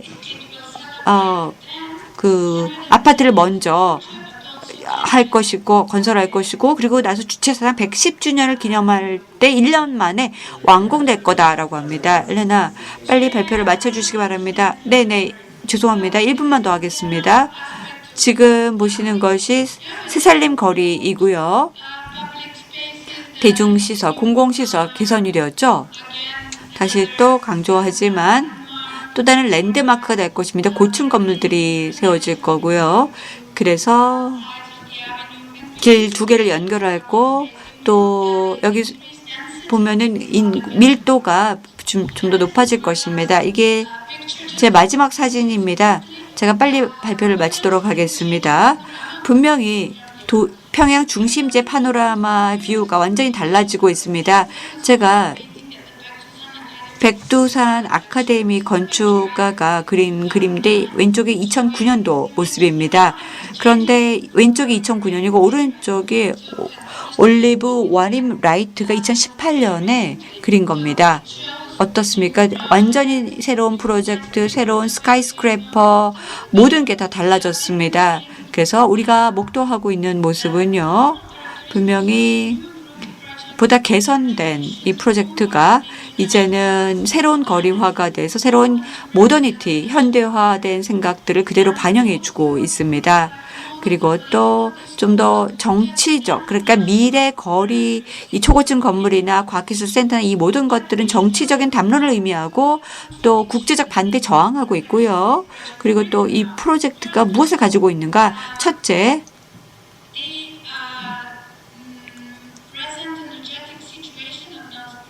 북한의 현 상황, 그리고 또 글로벌 트렌드, 에너지 효율성, 환경 책임감을 갖는 건축, 이 모든 것들을 그대로 반영해주고 있습니다. 그래서 건축물들이 좀 더 리트로핑이 됐다든지, 좀 더 자재도도 현명하게 쓴다든지 하고 있고요. 태양광이나 태양전지 이런 것도 설치하고 있고요. 그래서 건물 내부에 안락하고 에너지 소비에 의존하고 있으면서 에너지 생산을 좀 더 줄려고 하고 있고, 또 그 외에도 자재랄까 이런 기술들이 굉장히 좀 고민을 해서 만들어져 있고 또 마찬가지로 북한의 역량을 그대로 보여주고 있는데 건설 자재를 수입을 많이 하고 있습니다. 그래서 반사 유리나 철근 콘크리트 같은 것들이 굉장히 우위를 가지고 있는데 녹색 디자인의 특징이죠. 그래서 새로운 주가 단지 부분적으로만 있고요. 김정은이 최근 들어서 아주 경제 상황이 상당히 심각하고 힘들다라고 말을 했지만 그럼에도 불구하고 막강한 약간 유엔 제재 조치가 있었고 또 코로나로 인해서 국가 봉쇄가 되었고 뭐 그럼에도 불구하고 막대한 투자가 이루어졌었습니다. 이전 10년과는 달리 많은 기념비적인 건물들이 만들어지고 있고 또 도시계획들이 이루어지고 있고 또 막대한 건설 작업들이 이루어지고 있다는 것은 모든 종류의 역경에 대해서도 현 정권이 저항하고 있다는 뜻이고요. 국가 노동력을 통제할 수 있다는 능력을 보여주고 있습니다. 그리고 또 신속하게 도시의 이미지를 변경해서 보다 더 센세이션한 평양의 모습, 그러면서 아시아의 개발된 수도로서 이미지를 표출하고 있습니다. 감사합니다. 엘레나 씨, 너무나 흥미로운 발표해 주셔서 감사드립니다. 평양의 건축물 다 소개해 주셨습니다. 예, 마지막 또 중요한 연사 한 분이 기다리고 계십니다. 예, 세 번째 세션의 마지막 연사십니다. 서울대학교 디자인학부의 애니 페드렉 교수님께서 발표를 해주실 예정입니다. 제목은 화해 후에 평양을 상상하며입니다. Professor Pedret, are you here? 페드렉 교수님 준비되셨나요? 제 스크린이 보이시나요? 예, 그리고 목소리도 잘 들립니다. 예, 그럼 발표 시작하겠습니다. 조금 진지한 재미의 차원에서 말씀드리겠습니다. 재미있는 내용인 것 같지만 사실은 진지한 내용입니다. 모두 아마 지쳤을 것 같은데요. 미래를 내다볼 때 아마 모두가 직면하는 이런 문제를 당면한다고 생각합니다. 그래서 조금 재미를 요소해보고자 합니다. 모든 학문 연구의 주제와 마찬가지로 미래는 과학적인 허구가 동반됩니다. 과학적인 허구라는 것은 사회 혁신과 또 공상과학 수술과도 혼동됩니다. 미래라는 거는 현재에서 미래로 단일 노선으로 설명되는 경우가 많습니다. 그리고 또 이런 단일 노선의 미래 예측이 실패하는 경우가 많았기 때문에 회의론이 늘 있습니다. 그리고 또 와일드카드 이벤트가 무시되는 경우가 많습니다. 그래서 평양 앞서 또 평양에 대해서 이런 이미지들을 생각해 볼 수가 있겠는데요. 역사가 반영이 되어 있고 그래서 이런 이미지들을 갖고 제가 평양을 이해하는 데 조금 도움이 됐습니다. 미래에 대한 이미지들이 있지만 과거를 역시 반영하고 있습니다. 다음은 이게 또 전통 건축물 같지만 사실은 미래지향적입니다. 그리고 슬라이드가 몇 가지 빠진 것 같은데요. 그리고 또 문제가 있는 점이 미래를 내다보는 방식, 관점에도 존재가 합니다. 북한 일반을 볼 때도 분명히 쉽지 않은 점이 있죠. 왜냐하면 북한이라는 도시는 지금까지 미래를 생각해 볼 때 화해에 대한 내용을 아직 고려하지 않은 상태이기 때문입니다. 지금까지 이러한 경치적인 미래를 무시한 상태라고도 할 수 있습니다. 아니면은 우리가 전제로 삼는 것이 자본주의 체제로 적응을 할 수밖에 없다. 이런 단순화적인 그러한 가정을 하는 경우가 있습니다. 제가 조금 서둘러 보겠습니다.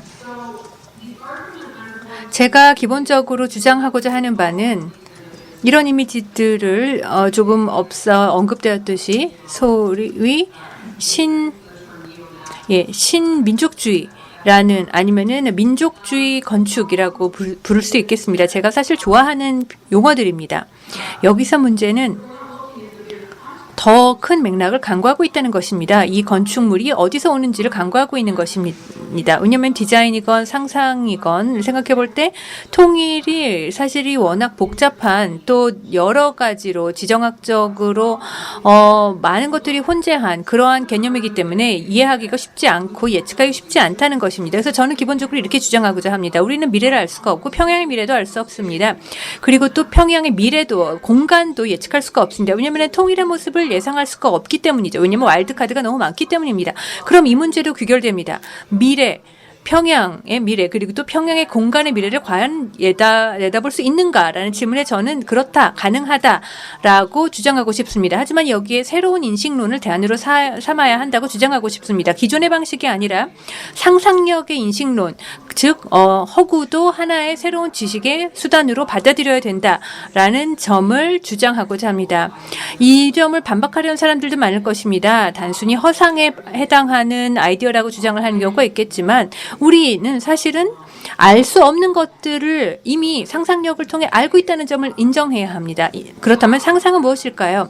인간이 내적인 이미지, 즉 어떠한 물체와 상황의 내적인 이미지를 형성하는 인간의 힘이라고 할 수 있습니다. 그리고 이런 것은 유토피아, 꿈, 일련의 환상 아니면은 현상에 대한 비판, 비이성적인 것도 아니고 그리고 또 예술가, 건축가에만 있는 것이 아니라 어떤 소외된 특수한 활동도 아니고 창의력은 아닙니다. 물론 창의적이기 위해서는 상상력이 필요하긴 합니다. 그렇다면 상상은 왜 중요할까요? 상상이 중요한 이유는 상상은 지식, 즉 인지의 중요한 형태이기 때문입니다. 그리고 또 모든 탐구, 즉 알려지지 않았다고 알려진 것들을 탐색하고 탐구하기 위한 중요한 수단이기 때문입니다. 제가 기본적으로 주장하고자 하는 이것입니다. 즉 상상이 중요한 것은 상상이 사실과 허구를 연결해 주기 때문입니다. 또 전반적으로 상상은 더 광범위한 인지 기능과 연관이 되었기 때문입니다. 즉 의미를 형성하는 모든 인지 과정에 관여하기 때문입니다. 인지를 형성하는 역량과 또 인지, 또 의미를 형성하고 의미를 파괴하는 모든 단계의 상상이 필요합니다. 그렇기 때문에 이미지를 만드는 데도 필요하고 기존의 무엇을 인지하는 방법을 파괴하는 데도 상상이 필요합니다. 가장 기본적인 단계부터 살펴보겠습니다. 상상은 우리의 인식을 위한 가장 기본적인 인지 단계입니다. 우리 주변 환경을 일관되게 보이게 만들어줍니다. 그리고 상리학적으로도 안정적인 기능을 합니다. 무엇을 볼 때 그리고 그게 어떠한 움직임을 갖고 있지 않을 때는 비연속성이 존재합니다. 감각의 인풋이 존재하지 않는 거죠. 그래서 20에서 200 밀리세컨트의 움직임이 반복되는 것이죠. 이것이 우리의 인지에서의 파괴적인 단계입니다. 그렇기 때문에 인지적인 연속성 그리고 또 세상에 대한 안정적인 이미지를 만들기 위해서는 어떤 해결 과정이 즉 작동이 이루어집니다. 세 단계가 있습니다. 우선 생물학적인 단계입니다. 이 주체가 무엇인가를 관찰하고 보고 있고 여기엔 직접적인 생물학적인 상호 관계가 작동합니다. 즉 인지죠. 감각을 통한 인지가 이루어지는 것이 직접적인 것이고 간접적인 과정이 있습니다. 즉 주체와 대상이 연결되는데 우리의 경험이라던가 과거와 연관된 이미지가 만들어지 여기 격차가 존재합니다. 우리가 필터하는 것 그리고 직접 보는 것의 격차를 채워야 하는데 그것을 하는 것이 바로 상상입니다. 상상이 이 격차를 채우는 것입니다. 가장 기본적인 인지의 과정에서 이미 상상력이 사용되고 있는 것입니다. 그리고 또 이제 합리 이론 이성화에서 예를 들어서 연역, 귀납, 개연적 추론을 할 때 이 모든 이성에서는 격차는 사실 커집니다. 더 자세하게는 말씀드리지는 않겠습니다만 기본적으로 제가 주장하고 싶은 점은 디자이너들은 바로 이러한 개연적 3단 논법을 한다는 것입니다. 최고의 가능성을 가진 가설적인 이성이고 논리적인 내용을 바탕으로 논리적인 가설을 세우고 테스팅을 하는 거죠. 그것이 개연적인지 그리고 또 새로운 가설을 만들게 되고 이 사이클이 반복되는 것입니다. 그런데 여기서 더 흥미로운 점은 모두가 다 동등히 중요하지만 우리가 이러한 인식론에서 차이가 있는 점은 바로 이 세 부분에서입니다. 추측, 실험, 그리고 자유놀이. 이 부분에서는 차이가 이제 나타나기 시작합니다. 추측 혹은 추측적인 상상, 이건 역시 환상은 아닙니다. 이러한 기능들은 물론 의미를 형성하는 과정인데 뒤쪽 단계들은 의미를 파괴하는 과정입니다. 이 단계에서는 인지적인 기능이 작동을 하고 역시 현실에 기반을 두고 있습니다. 즉 어떠한 것들의 가능성을 탐색하고 그리고 또 합성적이고 일반적이고 생성적이고 문제를 해결합니다. 실험은 더 광범위한 상상을 요구합니다. 그리고 이곳에서의 상상은 이미지를 만들어내고 상상과 실제 행동을 오가면서 새로운 이미지를 만들고 자유놀이는 무의식적인 부분과 세렌디피티, 직관, 본능 이러한 것들을 모두 포함하는 분산적인 또 많은 것들을 다변화시키는 작동이고 의식을 자유화시키고 새로운 것을 창출해냅니다. 뭔가를 어떤 감각을 통합시키고 새로운 것들을 통합시키는 대신에 말입니다. 이 부분에서의 상상으로 우리가 보통은 볼 수 없는 것들을 보게 됩니다.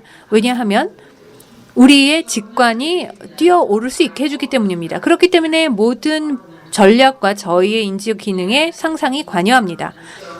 따라서 제가 또 주장하고 싶은 점은 디자인이 바로 이러한 상상을 형상화한다는 것입니다. 즉 이 상상이 이미 존재하는 것처럼 구현한다라는 점을 주장하고자 합니다. 즉 상상과 이러한 물질화, 즉 구현이 복잡한 문제를 예상하고 미래를 예측하는 데 필요한 두 가지 단계라고 생각합니다. 오늘날 세계 북한의 복잡한 문제, 예를 들어 세계의 복잡한 문제, 북한 문제 등과 같은 부분을 해결하는 데 이 두 가지 요소가 필요하다고 주장하고 싶습니다. 자세하게는 말씀드리지 않겠습니다만 기본적으로 데이터가 있고 필요한 방법이 있습니다. 그리고 또 기존의 맥락을 이해해야 하고 이거는 분석적인 담론에 해당하죠. 미래 컨텍스트를 바탕으로 역사적인 사고가 관여합니다. 또 해설적인 픽션 역시 이거는 개연적 추론이고 미래 액션을 다루고 있죠. 여기 대해서 잠시 후에 살펴보겠습니다.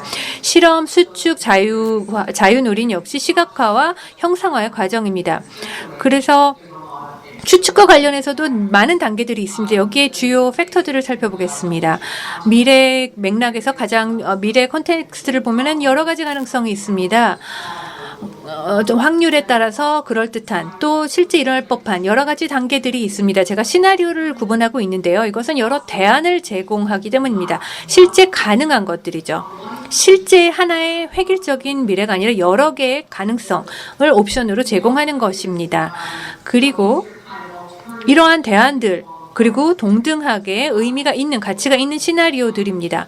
이런 시나리오를 바탕으로 만일의 상황을 탐색할 수 있게 되는 거죠. 내러티브 해설은 굉장히 중요합니다. 이게 뭐 도면이건 아니면은 뭐 토론이건 간에 이러한 내러티브의 의미는 늘 큽니다. 그래서 밀사나 설토의 말을 빌자면 기본적으로 해설, 내러티브, 서술이라는 것은 미래 액션을 탐색하는 거다. 즉 이러한 사람들의 미래를 탐색하면서 이미 그 출발점이 그것들을 형성하기 시작한 거다라고 주장할 수 있습니다. 허구도 매우 중요합니다. 왜냐하면 비이성적인 공간을 가능케 했기 때문입니다. 그리고 또 추측을 위한 자유 공간이고 놀이를 위한 공간이기도 하기 때문입니다. 즉 다이제틱한 제안이기도 합니다. 심리적으로 어려운 것을 이해할 수 있게 해주기 때문에 특히 디스토피아적인 미래를 볼 때는 그것이 받아들이기 쉽지 않기 때문에 여기에 대한 공감, 위안을 제공할 수 있는 것입니다.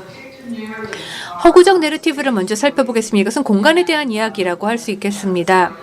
그래서 여기도 의미가 굉장히 큽니다. 왜냐하면은 디설토에 따르면 이것들은 하나의 분야를 만들고 형성하는데 사회에 아직은 일어나지 않은 사회적인 액션을 담고 있기 때문이다. 여기에 중요성이 있는 것입니다. 디자인에 대해서도 간단하게 말씀을 드리겠습니다. 디자인은 상대적으로 잘 알고 계실 거라 생각하기 때문에 간략하게만 말씀드리겠지만 모르시는 분들을 위해서 간단히 말씀드리겠습니다. 디자인은 뭔가를 더 미화시키지만 그보다는 문제 해결하는 기능이 더 크다고 생각합니다. 그리고 상상을 현실과 연결해 준다고도 생각합니다. 디자인 허구는 또 중요한 점이 그것을 바탕으로 추측이 가능하기 때문입니다. 그래서 제가 여러분들께 몇 가지 프로젝트들을 소개해 드리겠는데 제 사고의 이론적인 배경이 되는 것들입니다. 이 프로젝트들은 제가 앞서 말씀드렸듯이 상상을 통해 형상화됩니다. 이 프로젝트들은 평양 2050 공간 스페셜 피처스 북 2015년에 출판한 제 책에서 나온 내용입니다. 학교 차원에서 프로젝트 저희 스페셜 스트래티지 랩은 대부분 건축가가 한 것이 아닙니다. 한 명의 건축 학생이 있었을 뿐이었습니다. 2015년에 있던 프로젝트였고 한 5, 6년 전이었죠. 2학기에 걸쳐서 2개의 프로젝트를 진행했습니다. 그래서 여기서 제가 강조하고 싶은 점은 저희가 첫 번째 세션에서 다뤘던 것들, 주제들, 어떤 어린이들은 건축, 또 도시계획에 전혀 즉 이러한 그런 북한의 전문가들이 경험 없이 상상을 할 수 있었다는 거죠. 지식도 없었던 상태였죠. 물론 이 프로젝트들이 더 깊이 있는 지식이 있었다면 도움이 됐을 수 있겠지만 여기서 관건은 발명은 누구로부터도 나올 수 있다는 것입니다. 제대로 된 여건만 조성된다면은 발명과 상상은 누구에게든 있을 수 있는 능력이라는 것입니다. 그래서 저희가 주로 초점을 둔 거는 뭐 경제학자건 정치학자건한테 맡기기 때문에 우리는 상상을 보통 안 하곤 하죠. 그런데 디자인이건 상상이건 간에 이러한 점을 고려할 수 있어야 합니다. 이 프로젝트들에 대해서 간략하게 설명을 드리겠는데요. 지금 시나리오 방법을 따라보자면 정치적인 축과 경제적인 축을 사용하고 있습니다. 이 부분은 민주적인 영역이고 또 여기 기본 조건 중 또 한 가지는 통일이 결코 한쪽이 이기고 한쪽이 패하는 상황이 안 된다는 것입니다. 반드시 라프로시방 화해의 모델이 되어야 된다는 거. 양측이 어느 무엇이건 하나는 양보해야 한다는 것입니다.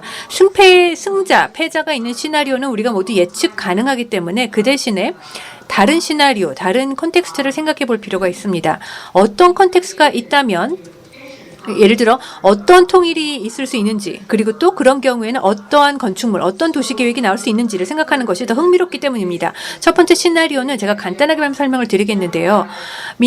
민주주의 체제와 통제 경제, 예를 들어 중국과 같은 모델을 생각해 볼 수 있겠습니다. 기본적인 아이디어는 앞서 김현수 교수님이 이야기해 주신 모빌리티와 고속철도를 생각해 볼 수 있겠는데요. 선형 도시가 평양과 서울 간에 연결된다는 것입니다. 이 전제에서 서울과 평양은 어느 시점에는 서로 함께 개발된다는 전제입니다. 그리고 기존 철도가 사용이 됩니다. 이것이 산업용, 공업용 철도로 작동을 하고 GTX는 잘 모르겠는데 지금은 KTX로 한번 이야기를 가정해 보겠습니다. GTX가 될 수도 있겠죠. 그리고 이 철도를 따라서 시간이 흐르면서 서울 사람들은 이제는 국경이 사라졌죠. 그래서 서울에 많은 사람들이 북으로 이주하고 북한 사람들이 남쪽으로 이주하게 될 겁니다. 그리고 지금 현재 서울의 행정구 시스템이 사용됩니다. 그래서 시간이 점점 지나게 되면 이 여러 개의 행정구들이 점점 넓어지고 연결됩니다. 그래서 서울 평양 통근도 쉬워집니다. 서울 차원에서는 인구 밀도가 완화됩니다. 그리고 또 저렴한 부동산으로 부동산을 찾을 수 있고 평양의 경우에는 또 농촌 지역의 사람들이 평양으로 모이기 때문에 또 도시에 더 주택 문제가 해결될 수가 있겠습니다. 기본적으로는 사회주의적인 선형 도시의 모델입니다. 다음은 주체 도시에 대해서 조금 더 자세히 설명을 드리겠습니다. 주체의 도시는 조금 더 자세히 말씀드리겠는데요.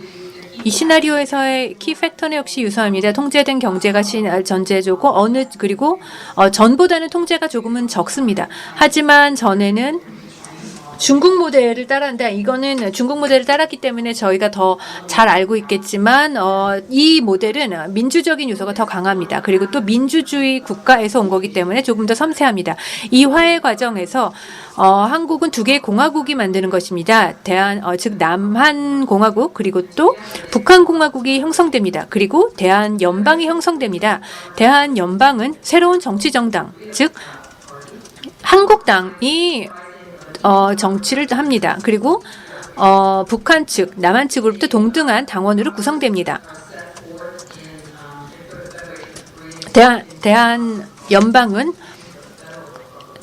대한연방 헌법의 그 권력이 명시됩니다. 그리고 신한국당이 통일의 과정을 점진적으로 이행합니다.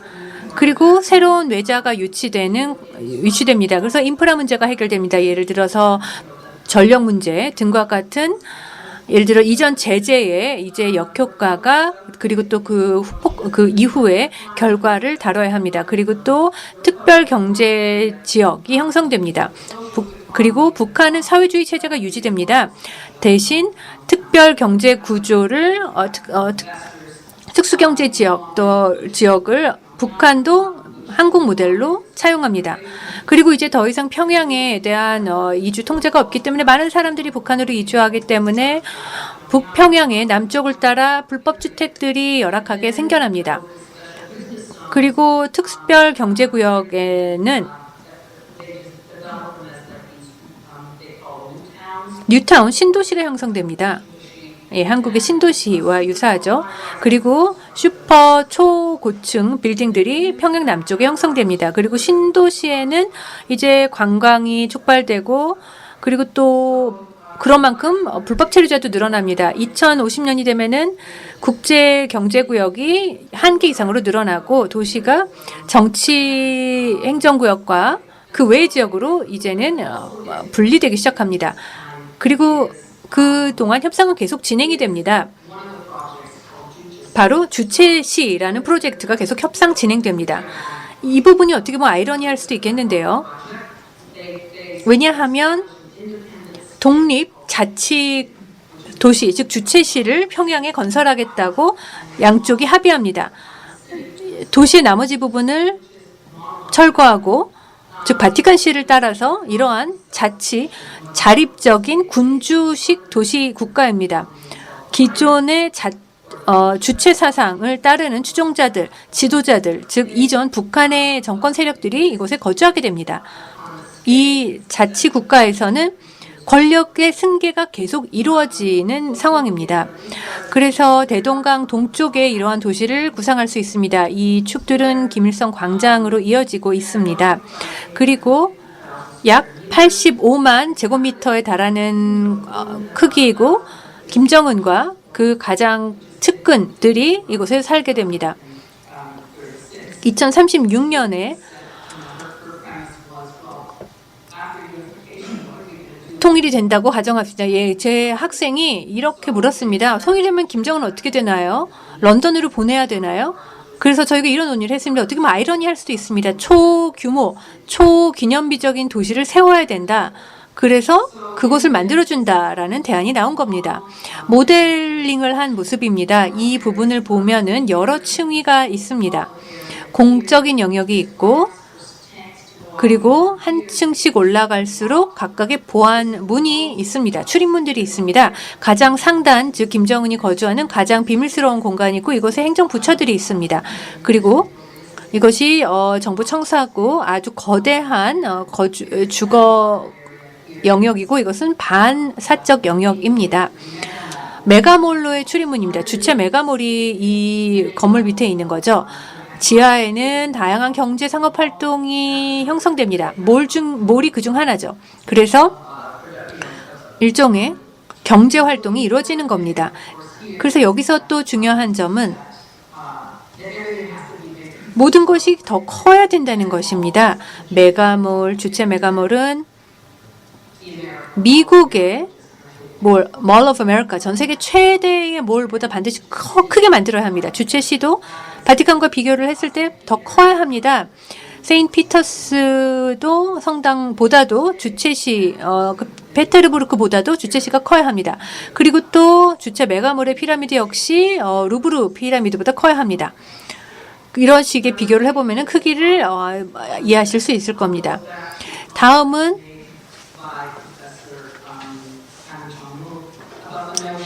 안창모 교수님의 말씀을 여기서도 차용할 수 있겠습니다. 즉 이질적인 가치들, 유산으로서의 가치와 관련이 있습니다.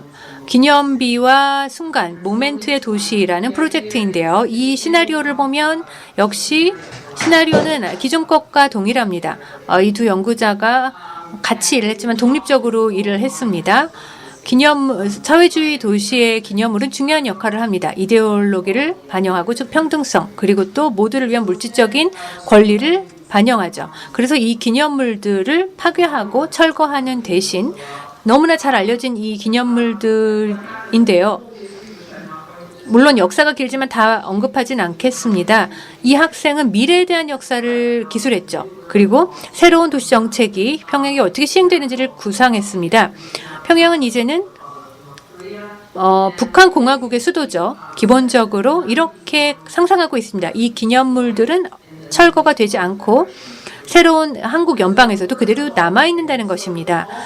그리고 또 4개의 이 회로들, 회랑들이 표시가 되어 있는데요. 점선으로 표시가 되어 있죠. 여러 개의 접근점들이 그대로 유지된다는 것입니다. 도시 이미지한 케발린치의 이론에 따르면 이 랜드마크들을 지나면 이거는 기념물의 도시라는 정체성을 평양에 부여를 하는데 이 코리도들을 통해서 주민들이 이동을 할 수 있게 된다는 것입니다. 이 기념비 도시에 새로운 기념물들을 추가하는 것이 가설입니다. 이것을 바탕으로 시간에 따라 정치의 변화를 반영을 하는 겁니다. 그러면서 동시에 기존의 이런 기념민적인 건물을 그대로 유지하고 북한의 유산을 유지한다는 것입니다. 따라서 첫 번째는 모뉴멘트 기념물들의 네트워크가 있습니다. 그리고 이 기념물들의 이름은 모멘트 순간입니다. 훨씬 더 작은 비중으로 더 밀도 있게 길거리 곳곳에 연결이 되어 있습니다. 기존의 기념물과의 네트워크에 통합이 되고 연결을 하는 역할을 합니다. 이 모멘트들은 기존의 기념물은 변동을 해서는 안 됩니다. 그리고 또 기존 네트워크를 방해해서는 안 됩니다. 시각적으로는 연결되지 않았지만 전략적인 연결선이 있습니다.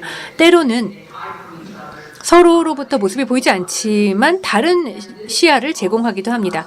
이러한 모뉴멘트 설립 정책하에 물리적으로 보았을 때 기존의 기념물의 문제를 해결하면서 그리고 또 패트릭 교수님 시간 관계상 이제는 결론을 해주시면 좋겠습니다. 예, 그러면은 간단하게 아주 간략하게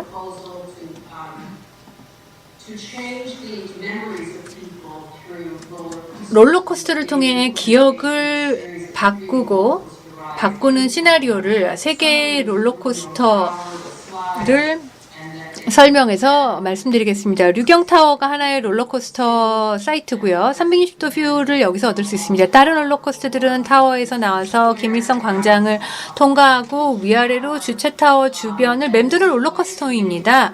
이런 롤러코스터를 타게 되면 아무리 짧은 찰나지만 자신들이 그동안 있었던 지배와 통제를 잊게 된다는 것입니다. 모든 것을 통제를 잃는 그러한 상황을 경험하기 때문에 이것은 강을 건너가는 롤러코스터고요. 예, 슬라이드가 이제 넘어가는군요. 예, 슬라이드가 작동이 안 되는데요. 네, 그러면은 건너뛰겠습니다. 주체타워를 이렇게 둘러간 다음에 김일성 광장으로 이어집니다. 세 번째 롤러코스터는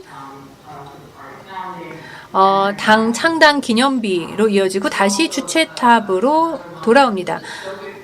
그래서 이런 디스토피아적인 시나리오가 있는 이거는 핵 재난이 일어나는 시나리오인데 이거는 제가 건너뛰겠습니다. 메가 구조물 프로젝트고 예, 어쨌건 핵 재난이 발생하는 시나리오입니다. 그래서 이 부분은 건너뛰겠습니다. 결론으로 넘어가 보자면 이러한 시나리오들 그리고 상상이 있기 때문에 상상은 새로운 상상을 가능케 해줍니다. 이성과 추측 그리고 자유놀이를 가능케 해주죠. 그리고 기능적인 이야기로서 작동합니다. 이러한 이야기 즉 스토리를 바탕으로 미래의 가능성의 영역을 확대할 수 있습니다. 더 넓고 더 깊이 있는 더 광범위한 미래를 모색할 수가 있고 이것이 일반적인 어떠한 점증적인 역사적인 발전에서 벗어날 수 있게 해줍니다. 현재의 조건을 벗어날 수 있게 해주는 것입니다. 그리고 1세션에서 이미 언급이 되었듯이 북한을 대상으로만 이야기하기보다는 제가 꿈꾼다고 한다면은 북한 사람들과 함께 일하고 싶습니다. 북한 사람들과 함께 우리의 도시 또 북한의 도시에 대해서 이야기하고 싶습니다. 그리고 이야기에 그치지 않고 실제 워크숍까지도 꿈꾸는 바입니다. 여기서 발표 마치겠습니다. 감사합니다. 감사합니다. 지금 시간이 매우 짧게 남았습니다. 그래서 저희 토론자분들께 가능한 한 빨리 토론을 해주시면 좋겠습니다. Ha-jong from the Hanyang 첫 번째 한양대 건축학부의 정인아 교수님 시작해 주시겠습니까?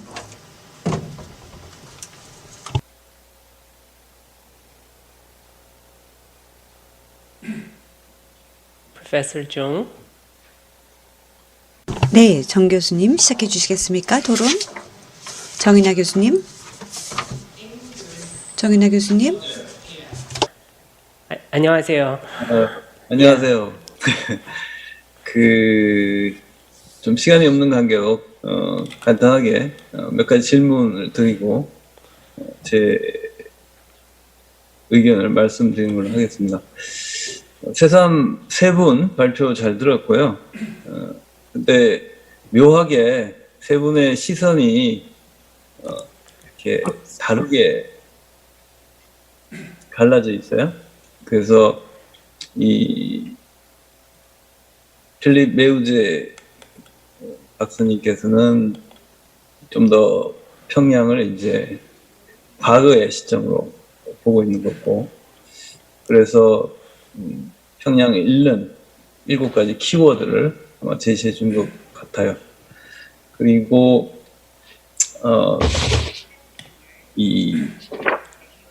제레나, 제가 발음이 정확하지 않은데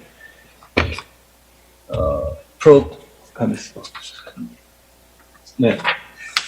그 다음에 두 번째 발표자인 제레나 프로코피레비치, 죄송합니다, 발음이. 교수님께서는 그 현재 김정은의 어떤 건축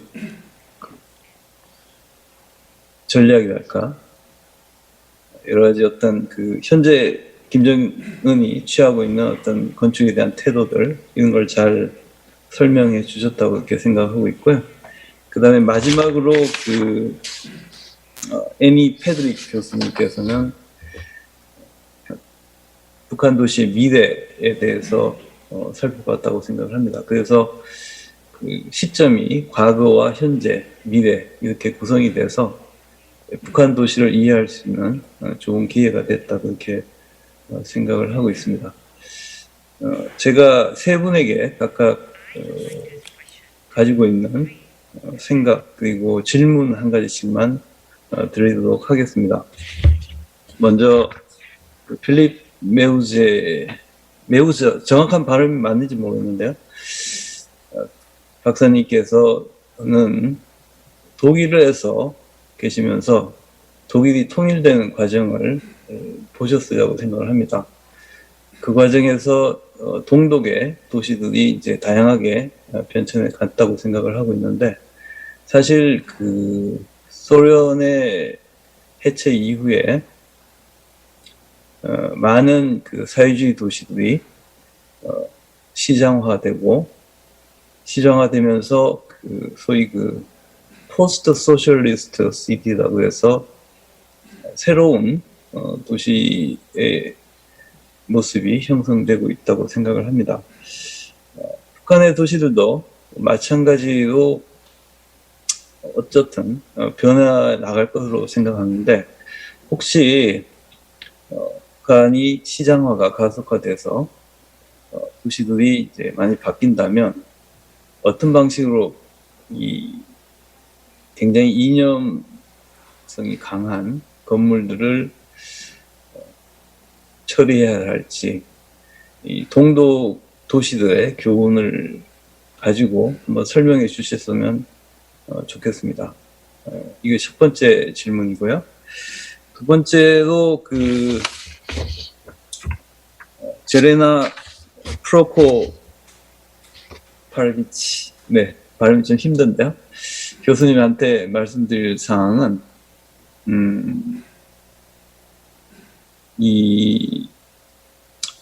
제가 올해 베니스 비엔날레에 강연, 렉처를 하기로 그렇게 지금 예정이 돼 있고, 그 주제가 정치적 이데올로기하고 환경 문제입니다. 그래서 북한의 이 건축에서 이 환경 문제, 그다음에 지속 가능성의 문제에다 지금 언급이 되고 있고 그것이 김정은 건축에서 중요한 원칙으로 그렇게 자리 잡고 있다고 생각을 하고 있는데 과연 그 북한 정권에서 생각하는 그 지속 가능함 그리고 환경적인 문제가 건축적으로 어떻게 표현이 되고 있는지 그리고 그것이 어떤 정치적인 이데올로기를 뛰어넘어서 북한 건축의 새로운 가능성을 줄 수 있는 건지 여기에 대해서 한번 질문을 드리고 싶습니다. 그리고 마지막으로 이제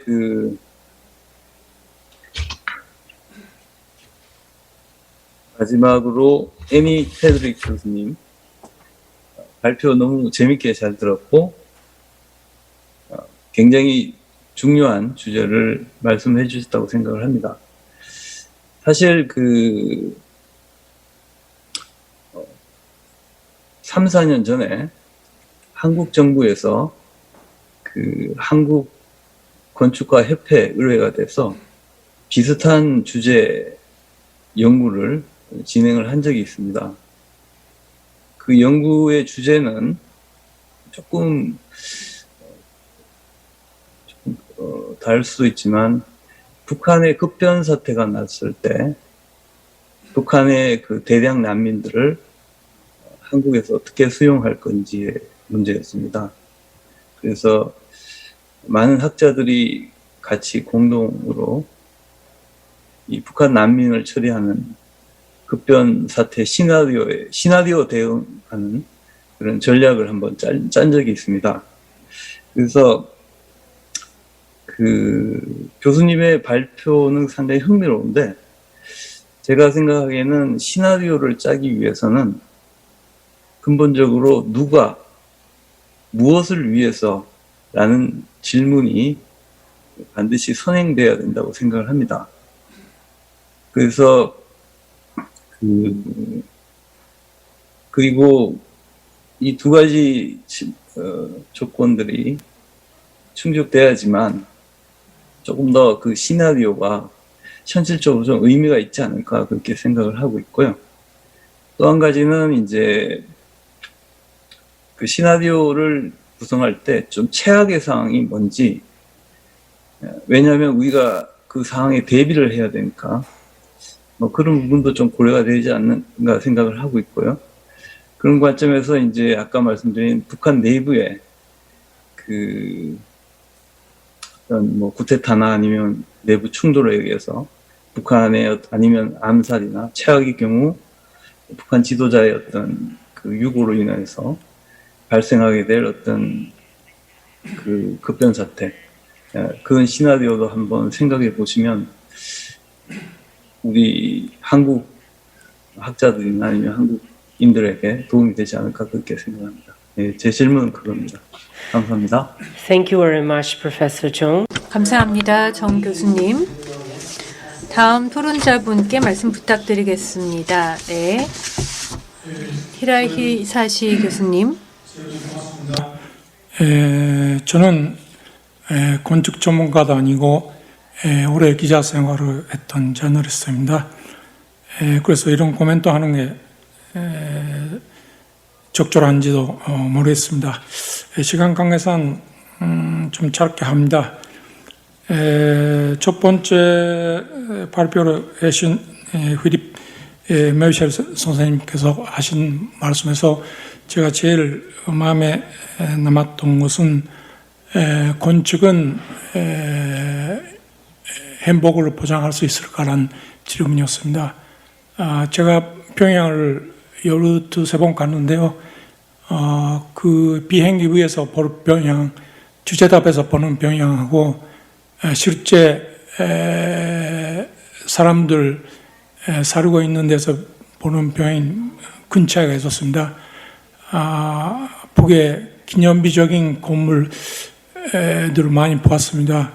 흔히 세계 사람들은 핵 미사일 때문에 사람들이 생활이 곤란하다고 하는데 오히려 기념비적인 그 건축 건물들이 인민들의 생활을 급박하고 있지 않을까라는 생각을 선생님 이야기를 들으면서 그 7개 특색을 지적하면서 했던 말을 들으면서 느꼈습니다.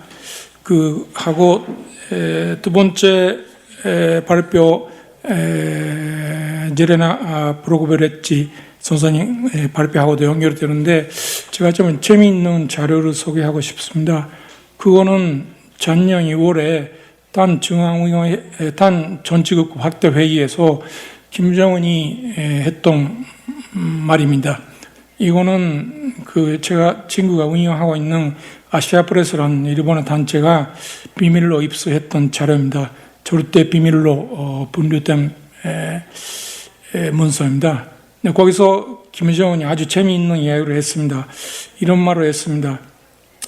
광안 면순지, 휴양지 아무리 비롯된 집 같든 그려놓아도 사람집 문제를 불편으로 느끼는 사람은 그것으로 환영하리 무상입니다. 그런 말도 했고 이런 견지에서 볼 때 지난 기간 인민들의 살림집 문제를 부르기 위한 사업이 제대로 진행되지 못했습니다. 그런 여러 가지 말을 했는데요. 김정은 시대 10년 사이에 애초에는 레저 시설이나 그런 거 많이 만들고 고층 아파트 만들고 중앙시점에서는 강간시설을 많이 만들었습니다. 근데 지금 그 아파트를 만들고 있는데 그 평양 그 종합병원도 건물은 만들었지만 제재를 받고 있기 때문에 완성 못했습니다. 아마 의료기계는 수입을 못해가지고 오픈하기 어렵다고 생각합니다. 그래서 지금 그 살림집 건설 사업을 하고 있는데 저는 그 이번에 제가 소개했던 말을 하고 제리니 프로고베치 선생님이 소개했던 2013년에 김정은가 말을 했던 지침 그 차이가 문제라고 생각합니다. 어떤 면에서는 기념비적인 건설을 했던 것이 인민들에 대해서는 무의미하다고 자기 비방하고 있는 말입니다. 다만 이 말은 논어심이나 그런 거에 공개되지 않고 북한 사회에서 공유되지 않고 있지만 간부들에 대해서는 배포됐던 자료에서 나오고 있는 말입니다. 그래서 다만 그 5만 개 살림집 건설의 의미가 있는 건 아니라고 생각합니다. 이거는 김정은 시대 마지막 시기에 잔선택 주도해가지고 10만 개 주택으로 만들고 했던 건데 그것이 2만 개 건설로 축소해서 그것도 흐지부지도 됐습니다. 그 부분에 대해서도 김정은이 이 말씀에서 자기 비판하고 있습니다. 그런 면에서 제가 했던 문서를 첫 번째 보고자, 두 번째 보고자님께서 어떻게 평가하시는지 저는 그 흥미가 있습니다. 앞으로 그 주택수를 얼마 만드는 거에 이미 의미가 있는 거 아니고 진짜 북의 지도자가 스로건으로서는 인민대전 제일주의가 아니고 라고 하고 있지만 진짜 그 주제에 맞는 건설 사업을 앞으로 하는지 안 하는지 지금까지 건축 측면에서 연구하신 두 분께서 그것을 어떻게 보고 있는지 좀 물어보고 싶습니다. 세 번째 애니베르토 교수님 말은 제가 상상력이 모자라서 재미있는데 통일에 대한 너무나 많은 존재 조건이 있어가지고 그 아이디어가 실현될까 말까는. 근데 그러나 하나 제가 말하고 싶은 것은 교수님도 말했지만 이 자리에 북한 사람이 있어야 한다. 그거는 동의하는데 그 경우에 저는 이런 오늘 첫 번째 세션에도 나오는 말이지만 그런 이야기를 이런 이야기를 할 때 어떤 면에서는 강한 사회주의 국가가 아직 남아 있다. 그런 강한 사회주의 국가가 남아 있는 상태에서 우리가 어떻게 건전로 사업을 할 수 있는가, 그런 것도 우리가 이마지네이션 안에 집어넣어야 한다고 생각합니다. 근데 그 부분이 좀 오늘 내가 들었던 발표에서는 좀 모자랐던 거 아닌가라는 아쉬움을 느꼈습니다. 이상입니다. Thank you very much, Mr. 감사합니다. 히라이 히사시 연구원님, 이제 마지막 토론자 임동우 교수님, 홍익대 도시건축대학원 교수님 간단하게 해주시기 바랍니다. 네, 먼저 오늘 토론자가 돼서 너무 영광입니다. 세 번째 세션의 토론 너무나 영광으로 생각하면서 시작하겠습니다. 세 분의 발표 너무 흥미롭게 들었고요. 또 많이 배웠습니다. 히라이 히사시 교수님의 토론도 흥미롭게 들었습니다. 그러면 필리프 메우세로 건축가님 발표 듣다 보니까요, 아주 흥미로운 생각이 들었습니다. 왜냐하면 상당히 독특한 견해를 갖고 전반적인 뭐라고 할까요? 북한의 전반적인 건축이나 혹은 도시를 보고 계신 것 같습니다. 글쎄요, 제가 지식이 부족해서인지 모르겠지만요, 제가 생각하기에는요, 교수님이 갖고 계신 관점 자체가 굉장히 좀 독특하고 특별하다고 생각이 들었습니다. 여기까지 말씀을 들었으니까요, 제가 또 하나 더 첨언을 하겠습니다. 필리프 메우세로 건축가님은 책도 많이 쓰시고 논문도 많이 쓰시고 사회주의 건축 또 사회주의 도시에 대해서 러시아나 소련의 경우에 대해서 많은 논문도 쓰셨는데요. 그러면 어떻게 생각하시는지요? 지금 북한에서만 생기는 현상일까요? 아니면은 말씀하셨던 내용들이요, 다른 사회주의 도시에서도 생기나요? 예를 들어서 동독이나 폴란드나 이런 과거에 사회주의를 추구했던 지역에서도 생기나요? 궁금합니다. 왜냐하면 어쩌면 이들 국가들의 건축물이랄까 도시계획 자체가요, 사회주의 국가이기 때문에 생길 수 있는 어떤 공통 분모가 아닐까 생각이 들었고요. 그 다음에 엘레나 프로코피레비치 교수님 너무나 중요한 말씀을 해주셨습니다. 저희가 글쎄요, 반드시 읽고 반드시 알아야 될 북한에서 이루어지고 있는 도시의 변화, 반드시 알아야 될 내용들을 잘 피력해 주셨습니다. 또 아주 잘 구분을 해 주셨습니다. 각기 다른 발생하는 여러 가지 발전적인 내용을요, 카테고리별로 수변로 그리고 또 역사적인 어떤 맥락, 도시의 모습, 이걸 잘 구분하고 잘 설명을 해 주셨습니다. 엘레나 교수님께 질문하고 싶은 거는요, 교수님, 지금 다양한 변화를 설명을 해 주셨는데요, 지금까지 생겼던 이 변화들이 앞으로도 지속될 거라고 생각하십니까? 어떻게 생각하시는지요? 왜냐하면 지금 보셨던 이 변화들이요, 북한이 의도적으로 실시하고 있는 하나의 전략이라고 보시나요? 그래서 북한을 좀 더 푸시하면서 북한만의 새로운 미래로 나아가는 방향이라고 생각하시는지 알고 싶습니다.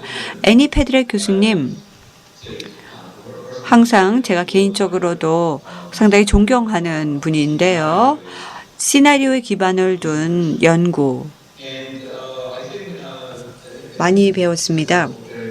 또 너무나 중요한 말씀을 해주셨습니다. 건축 그 자체, 그러니까 건축가들 중에서는 미래를 이야기하기를 원하시는 분들도 계시고요, 연구가들 중에서는요, 현재 혹은 과거에 주력해서 연구를 하기를 원하시는 분들이 계십니다. 북한 평양에 대해서요. 그래서 애니 페드레 교수님 질문하겠습니다. 기본적으로 애니 페드렉 교수님의 연구는 미래에 더 중점을 두고 계시는데요. 어쩌면 이 시나리오가 옳다, 뭐 향후 20년에 맞다, 혹은 이 시나리오는 틀렸다, 혹은 이거는 정말 분명히 30년이 되면 맞을 것이다. 이게 왈가왈부하자는 것은 아니고요. 제가 이야기하고 싶은 것은요. 애니 페드렉 교수님의 시나리오 기반을 두고 있는 연구, 혹은 지금 말씀하셨던 이 연구 자체가 현재 혹은 과거의 연구에 어떻게 맞아떨어질까요? 이걸 좀 알고 싶습니다. 그래서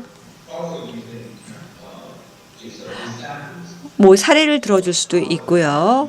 현재의 연구를 할 때 우리가 미래에 생각하고 있는 것들을 현재에다가 끼워 넣어서 어떻게 이겨낼 수 있는지 알고 싶습니다. 감사합니다. Friends, unfortunately, 친애하는 동료 여러분, 지금 이 상황 때문에 이번 세션을 마쳐야 할 것 같습니다. 왜냐하면 시간이 모두 지났기 때문입니다.